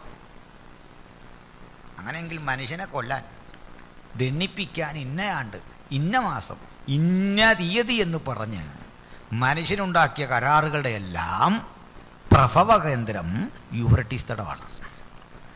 മനുഷ്യനൊരു കരാറിൽ ഒപ്പിടുമ്പോൾ വെറുതെ ഒപ്പിട്ടിട്ട് പോരുകയല്ല, അതിൻ്റെ പിന്നിൽ ഗോഡ്സ് ഓൺ ഇന്റർഫിയറൻസ്, ദൈവത്തിൻ്റെ ഇടപെടലുണ്ട്. ദൈവത്തിൻ്റെ ഇടപെടൽ, ദൈവത്തിൻ്റെ ഇടപെടൽ. അങ്ങനെയെങ്കിൽ ആ കരാറുകൾ അപ്രസക്തമായി കഴിഞ്ഞാൽ ഭീകരമായൊരു കാലാവസ്ഥയിലേക്ക് ലോകം മാറും. എന്തൊക്കെയായിരിക്കും അപ്പോൾ സംഭവിക്കുന്നത് മനസ്സിലാകും. അപ്പോൾ നോക്കാം. ഇതൊരു ശരിക്കും അവിടെ ഒന്ന് ശ്രദ്ധിക്കണം. വായിച്ച് ആരുടെ ശ്രദ്ധ പോലെ. കുതിരപ്പടയുടെ സംഖ്യ 10,000 മടങ്ങ് 20,000 എന്ന് ഞാൻ കേട്ടു. പിന്നെ ഞാൻ കുതിരകളെയും കുതിരപ്പുറത്തിരിക്കുന്നവരെയും ദർശനത്തിൽ കണ്ടത് എങ്ങനെയെന്നാൽ അവർക്ക് തീ നിറവും രക്തനീലവും ഗന്ധകവർണവുമായ കവചം. ഇങ്ങനെ പോകുന്ന കുതിരപ്പടയെ ശ്രദ്ധിക്കുക, അതിൽ ഇരിക്കുന്നവനെ ശ്രദ്ധിക്കണം. തീ നിറവും ഗന്ധക നീലവുമായ കവചം ധരിച്ചുകൊണ്ട് നിൽക്കുന്ന ആളുകളെ കണ്ടു. പിന്നെ കുതിരകളുടെ തല സിംഹങ്ങളുടെ തല പോലെയായിരുന്നു. സിംഹത്തിന്റെ തല പോലെയുള്ള കുതിര. പിന്നെ അതിന്റെ വായിൽ നിന്ന് തീയും പുകയും ഗന്ധകവും പുറപ്പെട്ടു. ലോകത്ത് ഏതെങ്കിലും കുതിരയുടെ വായിൽ നിന്ന് തീ പൊങ്ങും? തീ എങ്ങനെയാലും നമുക്ക് ഇട്ട് കൊടുക്കാം. ഈ ഗന്ധകം എങ്ങനെ പൊങ്ങും? ഇങ്ങനെ മനസ്സിലാക്കണം. നിങ്ങൾ ഈ യുദ്ധരംഗത്ത് നോക്കുക. ഈ ടാങ്കറുകളൊക്കെ തന്നെ പഴയ കുതിരകളുടെ ഇലക്ട്രോണിക് രൂപമാണെന്ന് പറഞ്ഞാൽ തെറ്റിദ്ധരിക്കണ്ട, മെക്കാനിക്കലായൊരു രൂപമാണ്. ആ ടാങ്കിൽ നിന്ന് പൊങ്ങുന്ന പുക നോക്ക്, അതിൽ കവചം ധരിച്ച് നിൽക്കുന്നൊരു മനുഷ്യനെ നോക്ക്. അവൻ ഗന്ധക നിറമുള്ള കവചം ധരിച്ചുകൊണ്ട് നിൽക്കുക. രാസായുധ വർഷം നടക്കുന്ന യുദ്ധരംഗം നിങ്ങൾ നോക്കണം, അതിൽ നിന്ന് നിർഗമിക്കുന്ന പുക നോക്കണം. അപ്പൊ കുതിര എന്ന അപ്പോസ്തലൻ ഇവിടെ എഴുതുമ്പോൾ തൻ്റെ കാലത്ത് ഇത്തരം ആയുധങ്ങളൊന്നുമില്ല, വെറും കുതിരപ്പുറത്ത് ആളുകൾ പോകുന്നേ. ടാങ്കറുകൾ പാഞ്ഞു പോകുന്ന ഒത്തിരി യുദ്ധങ്ങൾ നമ്മളിവിടെ കണ്ടു. ആ യുദ്ധങ്ങളിലൊക്കെ സംഭവിക്കുന്നത് ഇങ്ങനെ പുക പൊങ്ങുന്ന കാഴ്ചയാ. ഈ രാസായുധ പ്രയോഗം നടക്കുന്ന ഇടത്ത് ബൈ പ്രൊഡക്ഷനായിട്ട് കിട്ടുന്ന സംഗതികളാ ഗന്ധകം, തീയ്, പുക. ഗന്ധകവും തീയും പുകയും വന്നെങ്കിൽ രാസായുധ വർഷം കൊണ്ടാണ് ഇവ സംഭവിക്കുന്നത്. ഇത്തരം ആയുധം ഉപയോഗിച്ചുള്ള ഒരു ഏറ്റുമുട്ടൽ ഇനി ഭൂമിയിൽ സംഭവിക്കാതിരിക്കാൻ മനുഷ്യൻ നടപ്പിലാക്കിയ സകല കരാറുകളുടെയും പ്രഭവ കേന്ദ്രം മിഡിൽ ഈസ്റ്റിലെ യൂഫ്രട്ടീസ് നദീതടമാണ്. ഈ പ്രബലമായ ഉടമ്പടികളെ അസ്തമിപ്പിച്ചുകൊണ്ട് യുദ്ധസന്നദ്ധരായി ഇറങ്ങിപ്പുറപ്പെടുന്ന പടയാളികൾ കവചം ധരിച്ച് ടാങ്കറുകളുടെ മീതെ യാത്ര ചെയ്യുന്ന രംഗം പ്രവാചകൻ വർഷങ്ങൾക്കപ്പുറത്ത് കണ്ടിട്ട് തൻ്റെ ഭാഷയിൽ കമ്മ്യൂണിക്കേറ്റ് ചെയ്യുന്ന രംഗമാണ് ഈ കാണുന്നത്. എന്തൊക്കെ ഉണ്ടെന്ന് നോക്കി അയച്ചോ, വായിക്കാം. വായിൽ നിന്ന് പുറപ്പെടുന്ന തീ, പുക, ഗന്ധകം. വളരെ ശ്രദ്ധിച്ചാട്ട. തീയും ഗന്ധകവും പുകയും വമിപ്പിച്ചു കൊണ്ടുപോകുന്ന ടാങ്കറുകൾ, യുദ്ധരംഗത്തേക്ക് കടന്നു പോകുന്ന ഇത്തരം വാഹനങ്ങളെ കണ്ടുകൊണ്ട് ആ ഗന്ധം തിരിച്ചടിച്ച് ആള് മരിക്കാതിരിക്കാൻ ഗന്ധക വർണ്ണമായ കവചം ധരിച്ചുകൊണ്ട്, മൂടുപടം ധരിച്ചുകൊണ്ട് യുദ്ധം നിയന്ത്രിക്കുന്ന പടയാളികളെയൊക്കെ കണ്ട് ബഹുസഹസ്രം വരുന്ന അത്തരം ആളുകൾ യുദ്ധസന്നദ്ധരായി ഇറങ്ങിപ്പുറപ്പെടുന്ന കാഴ്ച പ്രവാചകൻ കാലങ്ങൾക്കപ്പുറത്ത് കണ്ടെഴുതി വെക്കുന്ന അനുഗ്രഹിക്കപ്പെട്ട വചനമാണിതെന്നുള്ള കാര്യം ദൈവമക്കൾ മനസ്സിലാക്കുക. അടുത്തിലേക്ക്. എന്നീ 3 ബാധയാൽ മനുഷ്യരിൽ 1/3 മരിച്ചുപോയി. പിന്നെ കുതിരകളുടെ ശക്തി വായിലും വാലിലുമായിരുന്നു. പിന്നെ വാലോ സർപ്പത്തെ പോലെയും തലയുള്ളതുമായിരുന്നു. ഇവയാൽ അത്രേ കേടുവരുത്തുന്നത്. ഈ ബാധകളാൽ മരിച്ചു പോകാത്ത ശേഷം മനുഷ്യരോ ദുർഭൂതങ്ങളെയും കാൺമാനും കേൾപ്പാനും നടപ്പാനും വഹിയാത്ത പൊന്ന്, വെള്ളി, ചെമ്പ്, കല്ല്, മരം ഇവ കൊണ്ടുള്ള ബിംബങ്ങളെയും നമസ്കരിക്കാതെ വണ്ണം തങ്ങളുടെ കൈപ്പണി വിട്ട് മാനസാന്തരപ്പെട്ടില്ല. ഇത്രയും ആപത്ത് വന്നിട്ടും മനുഷ്യൻ ബിംബാരാധന വിട്ട്, ദുർഭൂത സേവ വിട്ട് മാനസാന്തരപ്പെട്ടില്ല. ഏറ്റവും രൂക്ഷമായ പ്രതിസന്ധിയുടെ കാലഘട്ടത്തിലും സത്യദൈവത്തെ വിളിക്കാതെ, ബിംബാരാധന വിടാതെ, ദുർഭൂതങ്ങളെ സേവിക്കുന്ന മനുഷ്യൻ, ക്ഷുദ്രാദി കർമ്മങ്ങളിൽ വിശ്വസിക്കുന്ന മനുഷ്യൻ, ഗൂഢപ്രവർത്തനങ്ങളിൽ വിശ്വസിക്കുന്ന മനുഷ്യൻ അന്നുമുണ്ടാകും എന്നാണ് ഈ പറഞ്ഞ വാക്കുകളുടെ അർത്ഥം. 9 അധ്യായം തീർന്നോ? വായിച്ചോളൂ. തങ്ങളുടെ കൊലപാതകം, ക്ഷുദ്രം, ദുർനടപ്പ്, മോഷണം എന്നിവ വിട്ട് മാനസാന്തരപ്പെട്ടതുമില്ല. പിന്നെ ബലവാനായ മറ്റൊരു ദൂതൻ സ്വർഗത്തിൽ കയറി. ഇത് വളരെ പ്രധാനപ്പെട്ട അധ്യായം. ബലവാനായ മറ്റൊരു ദൂതൻ. നിങ്ങൾ ഏതെങ്കിലും ഒരു വ്യാഖ്യാന പുസ്തകം, ഈ വെളിപ്പാടൊക്കെ എഴുതിയുടെ പുസ്തകം വായിക്കണം. ഇവർ ഈ ഒരു അധ്യായത്തിന് ആരും ഒരു കമൻ്റ് എഴുതി ഞാൻ കണ്ടിട്ടില്ല. നിസാരമായിട്ട് തള്ളിക്കളയുക, ശ്രദ്ധിക്കാറേയില്ല. അങ്ങനെ പലരും ഒരു അധ്യായം ശ്രദ്ധിക്കാതെ പോകുമ്പോൾ നമ്മൾ അവിടെ ശ്രദ്ധിക്കണം, എന്തോ കാര്യമുണ്ട്. കാരണം ബലവാനായൊരു ദൂതനെ കൊണ്ട് ചെയ്യിച്ച പണി നോക്കി വായിച്ച്. സ്വർഗത്തിൽ നിന്ന് ഇറങ്ങുന്നത് ഞാൻ കണ്ടു. സ്വർഗത്തിൽ നിന്ന് ബലവാനായൊരു ദൂതൻ ഇറങ്ങുന്നു. ഓക്കെ. അവൻ മേഘം ഉടുത്തും തലയിൽ ആകാശവില്ല് ധരിച്ചും. ആ മേഘമുടുത്തവൻ, ആകാശവില്ല് ധരിച്ചവൻ. പിന്നെ മുഖം സൂര്യനെ പോലെയും കാൽ തീത്തൂണ് പോലെയും ഉള്ളവൻ. അവന്റെ കയ്യിൽ തുറന്നൊരു ചെറു പുസ്തകമുണ്ടായിരുന്നു. അവൻ വലങ്കാൽ സമുദ്രത്തിന്മേലും ഇടങ്കാൽ ഭൂമിമേലും വെച്ചു. അവന്റെ കയ്യിൽ തുറന്നൊരു പുസ്തകം വലങ്കാൽ സമുദ്രത്തിലും ഇടങ്കാൽ കരയിലും വെച്ചുകൊണ്ട് സിംഹം അലറും പോലെ അത്യുച്ചത്തിൽ ആർത്തു. ആർത്തപ്പോൾ 7 ഇടിയും നാദം മുഴക്കി. 7 ഇടിയുടെ നാദം മുഴങ്ങിയപ്പോൾ, അതൊന്ന് എഴുതിയേക്കാവ നീ ആശാൻ ഓർത്തു. അവ എന്താ പറ്റിയേ? 7 ഇടിനാദം മുഴക്കിയപ്പോൾ ഞാൻ എഴുതുവാൻ ഭാവിച്ചു. പേരെടുത്ത് എഴുതാൻ തുടങ്ങിയപ്പോൾ എന്ത് പറഞ്ഞു കർത്താവ്? എന്നാൽ 7 ഇടി മുഴക്കിയത് എഴുതാതെ മുദ്രയിട്ടേക്കുക എന്ന് സ്വർഗത്തിൽ നിന്നൊരു ശബ്ദം കേട്ടു. അത് എഴുതണ്ടെന്ന്. എന്താ മനസ്സിലായി? നമ്മളറിയാത്ത പണി ദൈവം വേറെ വെച്ചിട്ടുണ്ടെന്ന്. അത് എഴുതണ്ടെന്ന്. വ്യാഖ്യാതാക്കളെ, പ്രസംഗകരെ, നമ്മളറിയാത്ത അടി വേറെ വന്നിട്ടുണ്ട്, എഴുതരുത്, മാറ്റം ഇട്ടേക്കാൻ. യോഹന്നാൻ പോലും എഴുതാൻ തുടങ്ങി പറഞ്ഞു, ഞാൻ കണ്ടതായിട്ട് എഴുതിക്കുവോ, വേറെ ഒന്നും എഴുതണ്ട. 7 ഇടിയും നാദം മുഴക്കിയത് ഞാൻ എഴുതാൻ ഭാവിച്ചപ്പോൾ എഴുതാതെ മുദ്രയിട്ട് അതങ്ങോട്ട് മാറ്റാൻ പറഞ്ഞു. എടുക്കരുത്. മനസ്സിലായോ? ഇതിനകത്ത് സൂക്ഷിച്ചേക്കുന്ന പണി ഇതാ. ഈ പുസ്തകം തുറക്കാൻ ആരെങ്കിലും ഉണ്ടോ എന്ന് ചോദിച്ചപ്പോൾ ആളുകൾ പുറകോട്ട് മാറാൻ കാരണം എന്താ? അറിയാത്ത അടി വേറെ എഴുതി വെച്ചിരിക്കുക, അവിടെ തൊട്ടു പോകരുതെന്ന്. അപ്പോൾ ഈ ദൂതനെ നോക്കിക്കേ. ബലവാനായൊരു ദൂതൻ, ഒരു കാൽ സമുദ്രത്തിൽ, ഒരു കാൽ കരയിൽ, ഭൂമിയിൽ. സിംഹം അലറുന്നത് പോലെ അത്യുച്ചനാദത്തിൽ അലറി 7 ഇടിയും നാദം മുഴക്കി. അപ്പോൾ ഈ പുസ്തകത്തിൽ കണ്ടതിൽ ഇത്രയും ശബ്ദമയാനമായ ഒരന്തരീക്ഷം വേറെ എങ്ങുമില്ല. നിർഭാഗ്യവശാൽ വ്യാഖ്യാതാക്കൾ എന്തുകൊണ്ട് 10-ാം അധ്യായം ശ്രദ്ധിക്കാതെ പോകുന്നു? അതുകൊണ്ട് ഞാൻ പറയും, ഈ പുസ്തകത്തിലെ തന്നെ ഏറ്റവും ശ്രദ്ധിക്കേണ്ട അധ്യായം. അല്ലെങ്കിൽ ഇത്തരം ഒരു ദൂതനെ വിട്ട് ഇത് പറയിക്കേണ്ട കാര്യമുണ്ടോ? ഒരു കാര്യവുമില്ലെങ്കിൽ ഇത് പറയിക്കണോ? വായിക്കാം. സമുദ്രത്തിന്മേലും ഭൂമിമേലും നിൽക്കുന്നവനായി ഞാൻ കണ്ട ദൂതൻ വലങ്കൈ ആകാശത്തേക്ക് ഉയർത്തി. ഇനി കാലമുണ്ടാകയില്ല. പുള്ളി അവിടെ നിന്ന് നമ്മൾ വിളിച്ചു പറയാ, ഇനി കാലം ഉണ്ടാകയില്ല. എൻ്റെ അർത്ഥം എന്താ? ഇനി കാലമില്ലെന്ന്. ഇവിടെ വന്ന് കാലം തീർന്നു. ഒരു ഡെഡ് ലൈനിൽ നിങ്ങൾ നിൽക്കുക. ഇവിടുന്ന് പുതുയുഗ പിറവിയ. ഇനി ഇതുവരെ കണ്ട കാലം ദാ ഇവിടെ തീർന്നു. നിസാരമാണോ സംഭവം? നിസാരമാണോ? ഇത് പഠിക്കണം. ഇനി കാലമുണ്ടാകയില്ല. പിന്നെ 7-ാമത്തെ ദൂതൻ കാഹളമൂതുവാനിരിക്കുന്ന നാദത്തിന്റെ കാലത്ത്, 7-ാം ദൂതൻ കാഹളമൂതുവാനിരിക്കുന്ന നാദത്തിന്റെ കാലത്ത് ദൈവത്തിന്റെ മർമ്മം അവൻ തന്റെ ദാസന്മാരായ പ്രവാചകന്മാർക്ക് അറിയിച്ചു കൊടുത്തതുപോലെ, ദൈവത്തിന്റെ മർമ്മം അവൻ തന്റെ പ്രവാചകന്മാരായ ദാസന്മാർക്ക് കാണിച്ചു കൊടുത്തതുപോലെ നിവൃത്തിയാകുമെന്ന്. മതി. ദൈവത്തിന്റെ മർമ്മം 7-ാം ദൂതന്റെ കാഹളത്തിന്റെ ഘട്ടത്തിൽ തന്റെ ദാസന്മാർക്ക് വെളിപ്പെടുത്തി കൊടുത്തതുപോലെ നിവൃത്തിയാകുമെന്ന് വെറുതെ പറയല്ലേ. എങ്ങനെ പറഞ്ഞേ? അയ്യോ,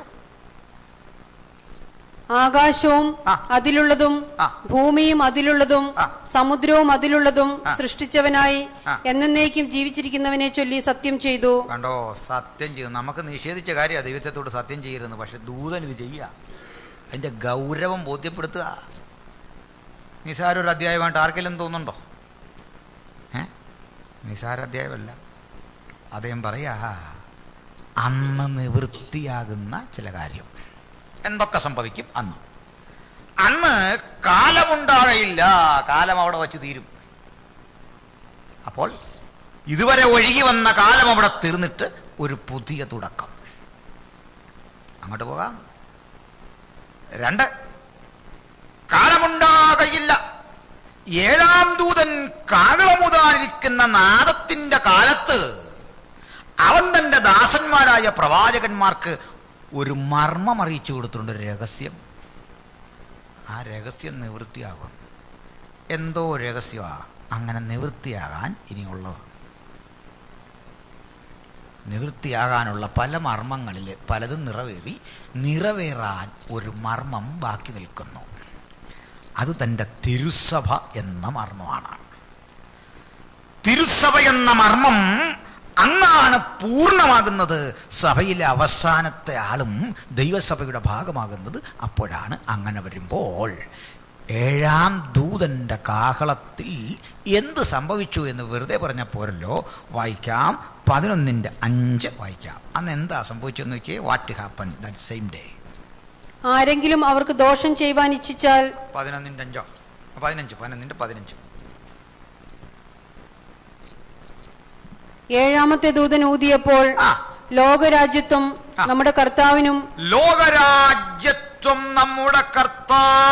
പിന്നെ അവന്റെ ക്രിസ്തുവിനുമായി തീർന്നിരിക്കുന്നു. നിങ്ങൾ മനസ്സിലാക്കേണ്ട കാര്യം, ലോകരാജ്യത്വം നമ്മുടെ കർത്താവിനും അവന്റെ ക്രിസ്തുവിനുമായത് ഈ കാഹള ഊതിയപ്പോഴാണ്.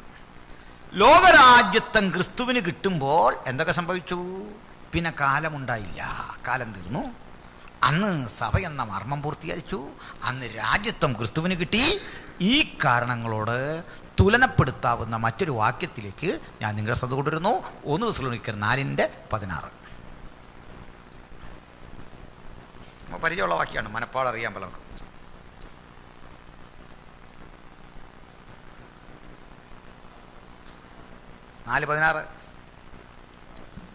കർത്താവ് താൻ ഗംഭീരനാദത്തോടും.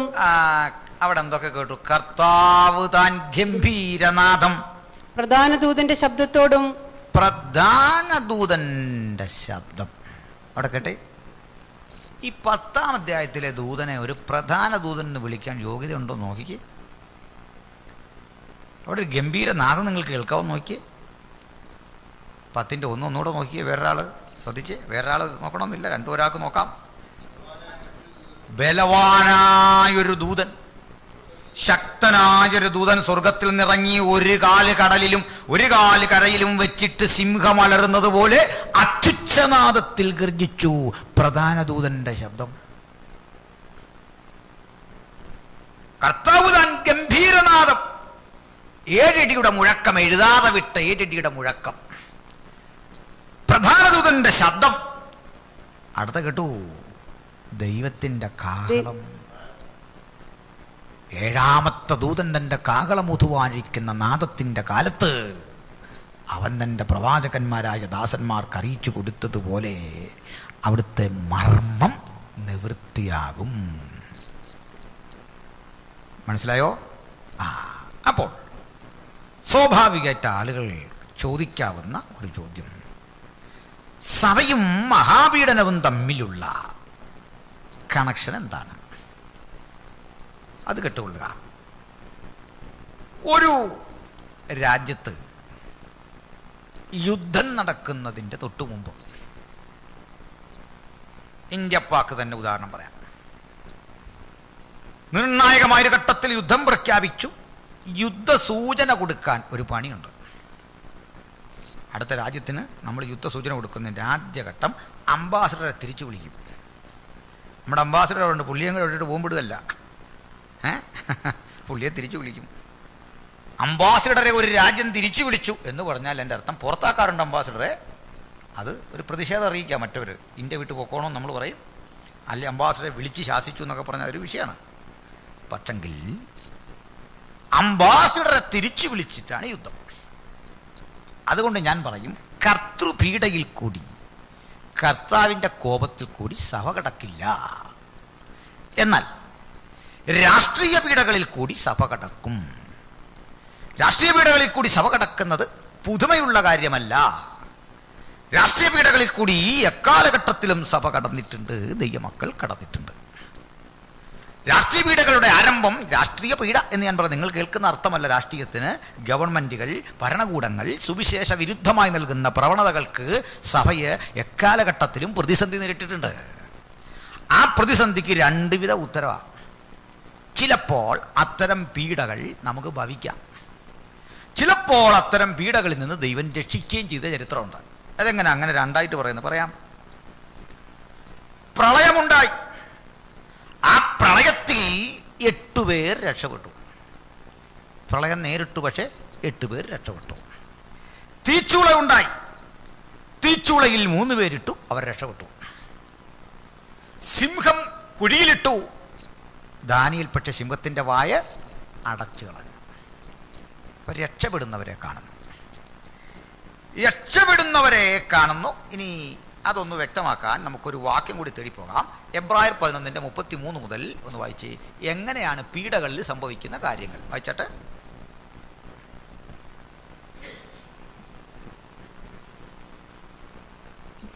വിശ്വാസത്താൽ അവർ രാജ്യങ്ങളെ അടക്കി. വിശ്വാസത്താൽ പ്രതിസന്ധി നിറഞ്ഞ ഘട്ടത്തിൽ ദാവീദ്, ശിംശോൻ മുതലായ ആളുകളൊക്കെ രാജ്യങ്ങളെ അടക്കി. പിന്നെ നീതി നടത്തി, പിന്നെ വാഗ്ദത്തം പ്രാപിച്ചു. പിന്നെ സിംഹങ്ങളുടെ വായടച്ചു. ആരാ? ദാനിയേൽ. സിംഹങ്ങളുടെ വായടച്ചു. പിന്നെ തീയുടെ ബലം കെടുത്തു, തീച്ചൂളയുടെ ബലം കെടുത്തി. പിന്നെ വാളിന്റെ വായ്ക്ക് തെറ്റി, യുദ്ധമുഖത്ത് നിന്ന് അത്ഭുതത്തോടെ രക്ഷപ്പെട്ടു ഭക്തന്മാർ. പിന്നെ ബലഹീനതയിൽ ശക്തി പ്രാപിച്ചു. പിന്നെ യുദ്ധത്തിൽ വീരന്മാരായി തീർന്നു. പിന്നെ അന്യന്മാരുടെ സൈന്യങ്ങളെ ഓടിച്ചു. ജയമെടുത്തു. വിശ്വാസത്താൽ പല ഘട്ടങ്ങളിൽ പ്രതിസന്ധിയിൽ ജയമെടുത്തു ദൈവത്തിന്റെ മക്കൾ. പിന്നെ സ്ത്രീകൾക്ക് തങ്ങളുടെ മരിച്ചവരെ ഉയർത്തെഴുന്നേൽപ്പിനാൽ തിരികെ കിട്ടി. നായീനിലെ വിധവയ്ക്ക്, ലാസറിന്റെ സഹോദരിമാർക്ക്, സാരെഫാത്തിലെ വിധവയ്ക്ക് ഒക്കെ തങ്ങളുടെ പുരുഷന്മാരെ, മക്കളെ, സഹോദരനെ, ഭർത്താവിനെ ഒക്കെ ഉയർത്തെഴുന്നേൽപ്പിനാൽ തിരിച്ചു കിട്ടി. പിന്നെ മറ്റു ചിലർ, ഇവിടെ മുതലാണ് തെറ്റുന്നത്, വായിച്ച്. മറ്റു ചിലർ ഏറ്റവും നല്ലൊരു ഉയർത്തെഴുന്നേൽപ്പ് ലഭിക്കേണ്ടതിന് ഉദ്ധാരണം കൈക്കൊള്ളാതെ വേറെ ചിലരെ ഭേദ്യമേറ്റു. മുമ്പേ കണ്ടത് തെറ്റി ഒഴിഞ്ഞു, അടി വരുമ്പോ തെറ്റി ഒഴിഞ്ഞു. അടുത്ത കൂട്ടരുടെ കാര്യം പറയാ, അവര് ഭേദ്യമേറ്റു. പിന്നെ വേറെ ചിലർ പരിഹാസം ചമ്മട്ടി, വേറെ ചിലർ പരിഹസിക്കപ്പെട്ടു, ചമ്മട്ടിയാൽ അടിയേറ്റു. പിന്നെ ചങ്ങലയും തടവും അനുഭവിച്ചു. പിന്നെ ഇവയാലുള്ള പരീക്ഷ അനുഭവിച്ചു.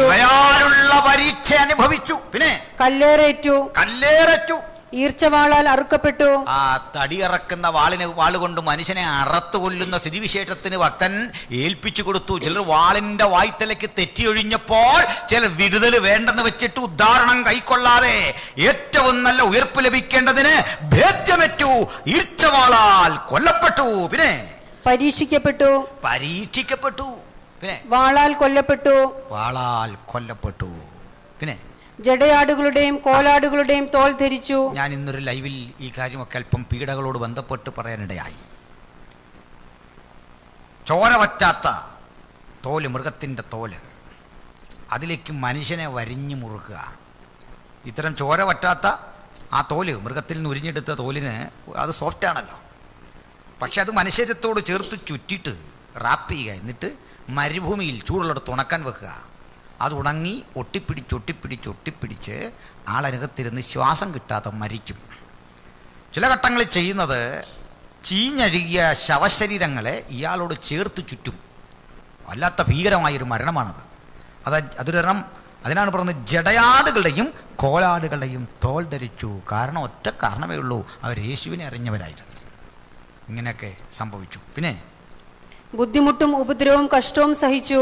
അപ്പുറത്തെല്ലാം വിടുതലാ കിട്ടിയതെങ്കിൽ അതുകൊണ്ട് ദൈവസഭയിൽ അടുത്ത് പറയാം ബുദ്ധിമുട്ട്, ഉപദ്രവം. പിന്നെ കാടുകളിലും മലകളിലും ഗുഹകളിലും ഭൂമിയുടെ പിളർപ്പുകളിലും ഉഴന്നു അലഞ്ഞു. കാടുകളിൽ മലകളിൽ ഭൂമിയുടെ പിളർപ്പുകളിൽ അലഞ്ഞു നടന്നു. അടുത്ത വാക്യം, ലോകം അവർക്ക് യോഗ്യമായിരുന്നില്ല. അപ്പോൾ യോഗ്യമല്ലാത്തൊരു ലോകത്തിൽ അവർ ജയാളികളായി ജീവിച്ചു. എക്കാലഘട്ടത്തിലുമുണ്ട് ദൈവത്തിന് രണ്ട് വിധ ആളുകൾ. മനസ്സിലായോ?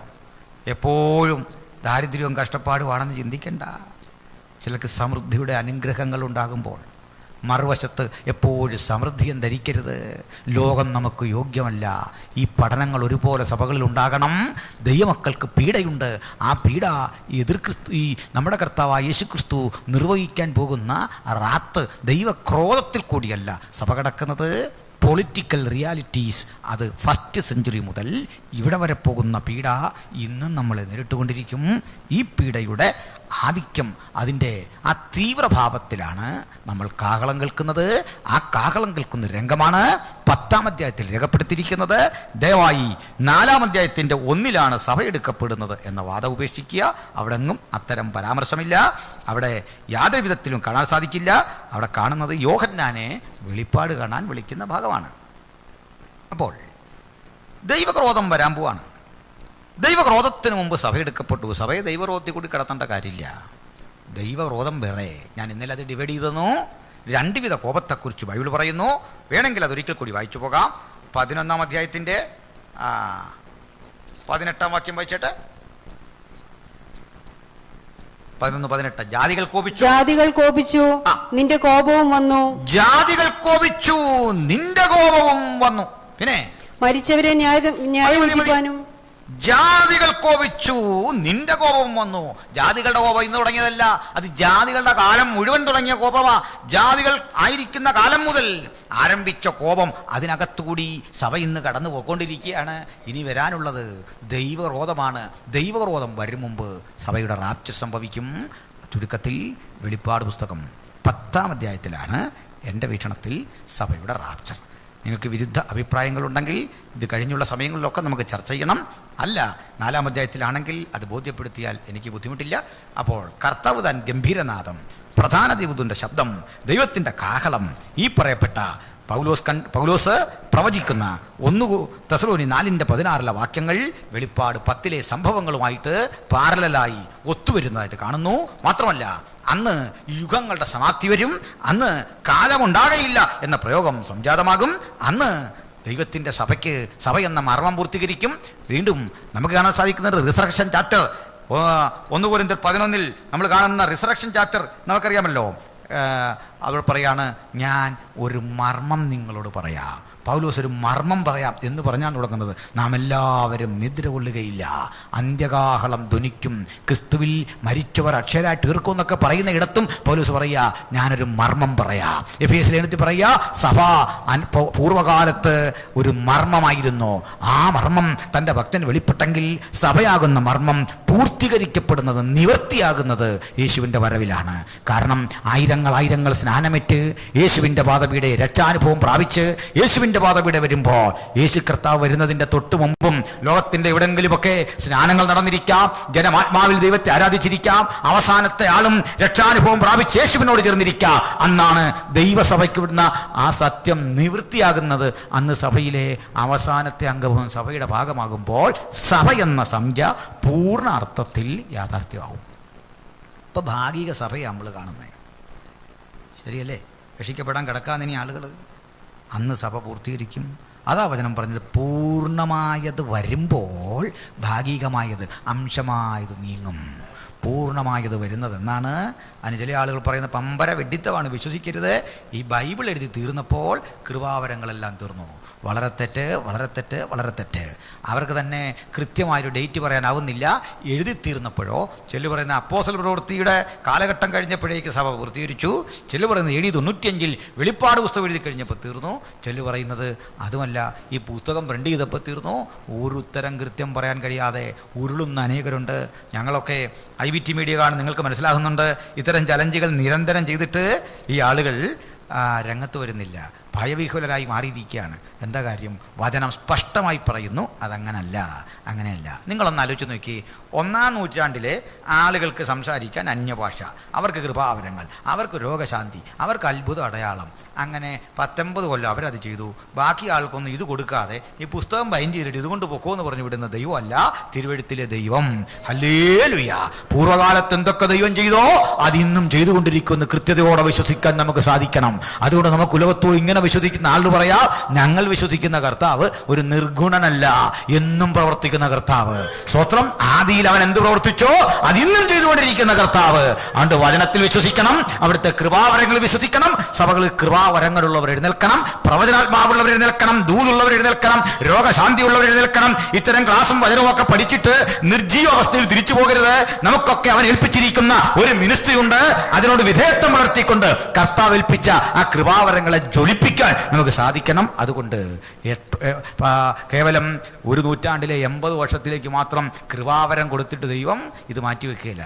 എന്നോട് സംവാദിച്ചൊരു സഹോദരനുണ്ട്, വളരെ മാന്യനായൊരു സഹോദരൻ. അദ്ദേഹം പറഞ്ഞ ഗ്രീക്ക് കിടക്കുന്നത് ഇതെല്ലാം ചുരുട്ടി വെച്ചേക്കുന്നതാണ് കിടക്കുന്നതെന്ന്. എന്തോ ഒരു ഗ്രീക്കാന്ന് നോക്കിക്കേ, ഇത് ചുരുട്ടി വെച്ചിരിക്കുക. അവസാനം ഇത് വേണമെങ്കിൽ ദൈവത്തിന് തുറക്കാം, ഇങ്ങനെ വെച്ചിരിക്കുക. ദൈവം കൃപാവരങ്ങളെ മാറ്റി. എന്നോട് സംസാരിച്ച ഒരു മാന്യനായ സഹോദരനുണ്ട്, വലിയ തമാശ തോന്നും. അദ്ദേഹം ഡോക്ടറേറ്റ് ഒക്കെ ഉള്ള ആളാണ്. തിരുവല്ലയിലെ ബിലീവേഴ്സ് ചർച്ച് ഓഡിറ്റോറിയത്തിൽ നിങ്ങൾ ദയവായി ബ്രദർ ആൻഡ് പെന്തക്കോസ്റ്റൽ ഡിബേറ്റ് എന്ന് അടിച്ചു നോക്കണം, യൂട്യൂബിലും ഒക്കെ കിട്ടും. അവിടെ ഞാനിങ്ങനെ കാര്യം പറഞ്ഞു വന്നപ്പോൾ ആ സഹോദരൻ പറയുകയാണ്, ഇത് പണ്ടേ നിന്നുപോയി എൻ്റെ തെളിവ്. പൗലുസ് ദേശാധിപതിയെ പ്രാർത്ഥിച്ച് സൗഖ്യമാക്കുന്ന വെളിപ്പാട് പുസ്തകത്തിലെ ഭാഗം എടുത്തിട്ട് പറയുകയാണ്, അവിടെ പൗലോസ് പ്രാർത്ഥിച്ചല്ല സൗഖ്യമായത്. ഞാൻ ചോദിച്ചു, പിന്നെ എങ്ങനെ? അദ്ദേഹം പറയാം, അവിടെ കിടക്കുന്നത് തെറാപ്പിയോൺ എന്നൊരു ഗ്രീക്ക് പദമാണ്. കാരണം അപ്പോൾ പൗലൂസിൻ്റെ കൂടെ ദേശാധിപതിയെ കാണാൻ ഈ ലൂക്കോസ് ഉണ്ടായിരുന്നു. ലൂക്കോസ് ആരാന്ന് നിങ്ങൾക്ക് അറിയാമോ എന്ന് ചോദിച്ചു. ഞാൻ പറഞ്ഞ ലൂക്കോസ് പൗലോസിൻ്റെ ശിഷ്യൻ അല്ല, ലൂക്കോസ് ഒരു ഡോക്ടർ. അയാൾ തെറാപ്പി നടത്തി ദേശാധിപതിയെ സൗഖ്യമാക്കിയിരുന്നു. ഞാൻ പറഞ്ഞു, എന്നാലും ദൈവം ചെയ്യുന്നത് വിശ്വസിക്കാൻ ഇത്ര നാണമാണോ? ഇല്ലാത്ത ഗ്രീക്ക് പദം ഉണ്ടാക്കി.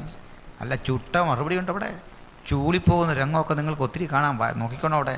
ഞാനതുകൊണ്ട് പറയാറുണ്ട്, ഇത്തരം ഡിബേറ്റുകളിലൊക്കെ പങ്കെടുക്കുമ്പോൾ സ്നേഹത്തിനൊരു കുറവുമില്ല. ചായ കുടിച്ചൊക്കെയാണ് പിരിയുന്നു, ഒരു കുഴപ്പമില്ല. പക്ഷെ no compromise with Bible doctrine. ഇതിനോട് നമുക്ക് കോംപ്രമൈസ് ഇല്ല, വേറെ പിണക്കമൊന്നുമില്ല. ഇത് പിണങ്ങി ഒന്നുമല്ല പറയുന്നത്. ഞങ്ങൾ വലിയ സംവാദമൊക്കെ നടത്തിയിട്ട് രാത്രി ഇൻബോക്സിൽ ചെന്ന് അങ്ങോട്ടും ഇങ്ങോട്ടും കൂടുതലും എല്ലാം പറഞ്ഞതിന് ക്ഷമയൊക്കെ പറഞ്ഞിട്ടാണ് കിടക്കുന്നത്. അത്ര സൗഹൃദം, അതിനകത്ത് പിണക്കമൊന്നുമില്ല. പക്ഷേ ഒരു കാര്യമുണ്ട്, ഇതിനോട് ഞങ്ങൾക്ക് കൂട്ടി യോജിപ്പിക്കാൻ, കൂട്ടി ചേർക്കാനും ഒഴിവാക്കാനും സാധിക്കില്ല. അതുകൊണ്ട് ഞാൻ എപ്പോഴും പറയാറുണ്ട്, സംവാദങ്ങളിൽ ഇത്തരം ചർച്ചകൾ അത് ചെയ്യുന്നത് തന്നെ അപ്പുറത്തിരിക്കുന്ന ആളിനെ മറിച്ചുകൊണ്ട് ഒറ്റ രാത്രി കൊണ്ട് നമ്മുടെ കൂടെ ആക്കാനല്ല. 10,000-കണക്കിന് ആളുകൾ നാളെ ഇത് കാണുമ്പോൾ അവർക്ക് ഈ സത്യം ബോധ്യപ്പെടണം. അവർക്ക് വേണ്ടിയാണ് ഇത് ആർക്കൈവ്സിലൊക്കെ നമ്മൾ ഇട്ടിരിക്കുന്നത്. വരും തലമുറ മനസ്സിലാക്കണം വചനത്തിൻ്റെ സത്യം എന്താണെന്ന്. സ്തോത്രം! അതുകൊണ്ട് കർത്താവിൻ്റെ സഭ പൂർണ്ണമാകുന്ന ഒരു ദിവസം വരെ സകല കൃപാവരങ്ങളും എക്സസൈസ് ചെയ്യാൻ അവൻ നമുക്ക് അനുമതിയും അവകാശവും തന്നിരിക്കുന്നു. ഹല്ലേലൂയ! അന്ന് പിന്നെ നമുക്ക് യേശു കർത്താവ് വന്നു കഴിഞ്ഞാൽ പിന്നെ ഒരു കൃപാവരവും വേണോ? യേശു വന്നു കഴിഞ്ഞ് രോഗശാന്തി വേണമെന്ന് ആർക്കെങ്കിലും ആഗ്രഹമുണ്ടോ? ആണെന്താ? രോഗമില്ല, പിന്നെന്തോ ശാന്തി? രോഗമില്ല, രോഗശാന്തിയും വേണ്ട. പിന്നെ അപ്പോൾ ഒരു സംശയം, ജാതികളുടെ രോഗശാന്തിക്ക് ഉതകുന്ന ഇല അത് നമുക്ക് പറിക്കാം, അങ്ങോട്ട് ചെല്ലട്ടെ. അങ്ങോട്ട് വരുമ്പോൾ നമുക്ക് നോക്കാം എന്തിനാന്ന്. ഒന്നും ഇല്ലാതെ പോവില്ല, ഒക്കെ പഠിച്ചിട്ടേ പോവുള്ളൂ. മനസ്സിലായോ കാര്യങ്ങൾ? നമ്മുടെ സമയം കണ്ട് എത്തിക്കൊണ്ടിരിക്കുന്നു. എന്തെങ്കിലും കാര്യങ്ങൾ ഇന്ന് എനിക്കൊന്ന് കുറേ എളുപ്പമായിട്ടുണ്ടെന്ന് തോന്നുന്നു കാര്യങ്ങൾ. ആദ്യം കണ്ട കാഠിന്യമൊക്കെ മാറി. അതിൻ്റെ കാരണങ്ങളിലൊന്ന്, സാത്താനെക്കുറിച്ച് പഠിച്ചപ്പോഴേ പ്രയാസം മാറി പലരുടെ. ഒത്തിരി എളുപ്പമായി. നമ്മൾ ഗ്രഹിച്ച പോലെ പുള്ളിയല്ല ആളെന്ന് മനസ്സിലായി. ഇന്നലെ നമ്മൾ അവൻ്റെ വേറൊരു രൂപമൊക്കെ പറഞ്ഞു, പുള്ളി ഡീസൻ്റാന്നും പറയാൻ ഇന്നലെ പഠിച്ചല്ലേ? ഓർക്കുന്നുണ്ടോ അത്? അതുകൊണ്ട് ഇവൻ ഈ തന്ത്രത്തിലായിരിക്കും വരുന്നത്. ഈ ഭീകരമായ 2 കൊമ്പും വെച്ച് പല്ലും വെച്ച് അപായത്തിൻ്റെ ചിഹ്നം പോലെ സാത്താൻ വരുമെന്ന് നിങ്ങൾ ഓർക്കരുത്. അവൻ വളരെ സൗമ്യനായി സ്നേഹിച്ച് സഹകരിച്ച് നമ്മുടെ കൂടെ നടന്ന് പണി പറ്റിച്ചിട്ട് പോകാനാണ് ഈ വരുന്നത്. മനസ്സിലായോ? അതുകൊണ്ട് വചനത്തിൻ്റെ അർത്ഥം ഗ്രഹിക്കുന്ന നമുക്ക് ഇന്ന് ക്ലാസ് വിട്ട് പിരിയുമ്പോൾ ഒരു കാര്യം മനസ്സിലാക്കണം, നമ്മുടെ കർത്താവ് വരാറായി. ഞാൻ പറയുന്ന കാര്യങ്ങളിൽ വിയോജിപ്പുള്ളവരൊക്കെ കാണും. നിങ്ങളുടെ കമൻസൊക്കെ സ്വാഗതാർഹം. സംശയമുള്ളത് ഇൻബോക്സിലിടുക. അങ്ങനെ വരുമ്പോൾ എനിക്ക് സംശയമുണ്ടാകാം, വീണ്ടും പഠിക്കാം, നമുക്ക് ചർച്ച ചെയ്യാം. എല്ലാം തികഞ്ഞ പൂർണ്ണനായൊരു മനുഷ്യനായിട്ടല്ല ഞാൻ ഈ ക്ലാസ് എടുക്കുന്നത്. എനിക്ക് കിട്ടിയ കാഴ്ചപ്പാടുകളുടെയും അന്വേഷണങ്ങളുടെയും ദൈവകൃപയുടെ അടിസ്ഥാനത്തിൽ ഈ പരിമിതമായ കാര്യങ്ങൾ നിങ്ങളോട് പങ്കുവയ്ക്കുന്നു. അടുത്ത വസ്തുതകൾ നമുക്ക് അടുത്ത ക്ലാസ്സിൽ പഠിക്കാം. ഇനിയുള്ളത് എളുപ്പമാകും. കാരണം നമുക്ക് എല്ലാത്തിനെക്കുറിച്ചും ഒരു സ്ട്രക്ചർ കിട്ടിയിട്ടുണ്ട്. കിട്ടാതെ പോയത് 17, 18, 19, 20, 21, 22 അധ്യായങ്ങളാണ്. അങ്ങോട്ട് ഉടനെ പോകും. 16 വരെ ഏതാണ്ടൊന്ന് ചെന്നിട്ടുണ്ട്. ഇനി വേണ്ടത് 11 ഉണ്ട്, 12, 13 ഉണ്ട്, 15 ഉണ്ട്, 14 വന്നിട്ടുണ്ട്. അപ്പോൾ അതുകൊണ്ട് ഇന്ന് നമുക്ക് സന്തോഷചിത്തരായി പിരിയാൻ സ്വർഗത്തിലെ ദൈവം കൃപയും പ്രാപ്തിയും അവസരവും നൽകട്ടെ. ഈ വചനങ്ങളാൽ കർത്താവ് നമ്മളെ സഹായിക്കുമാറാണ്.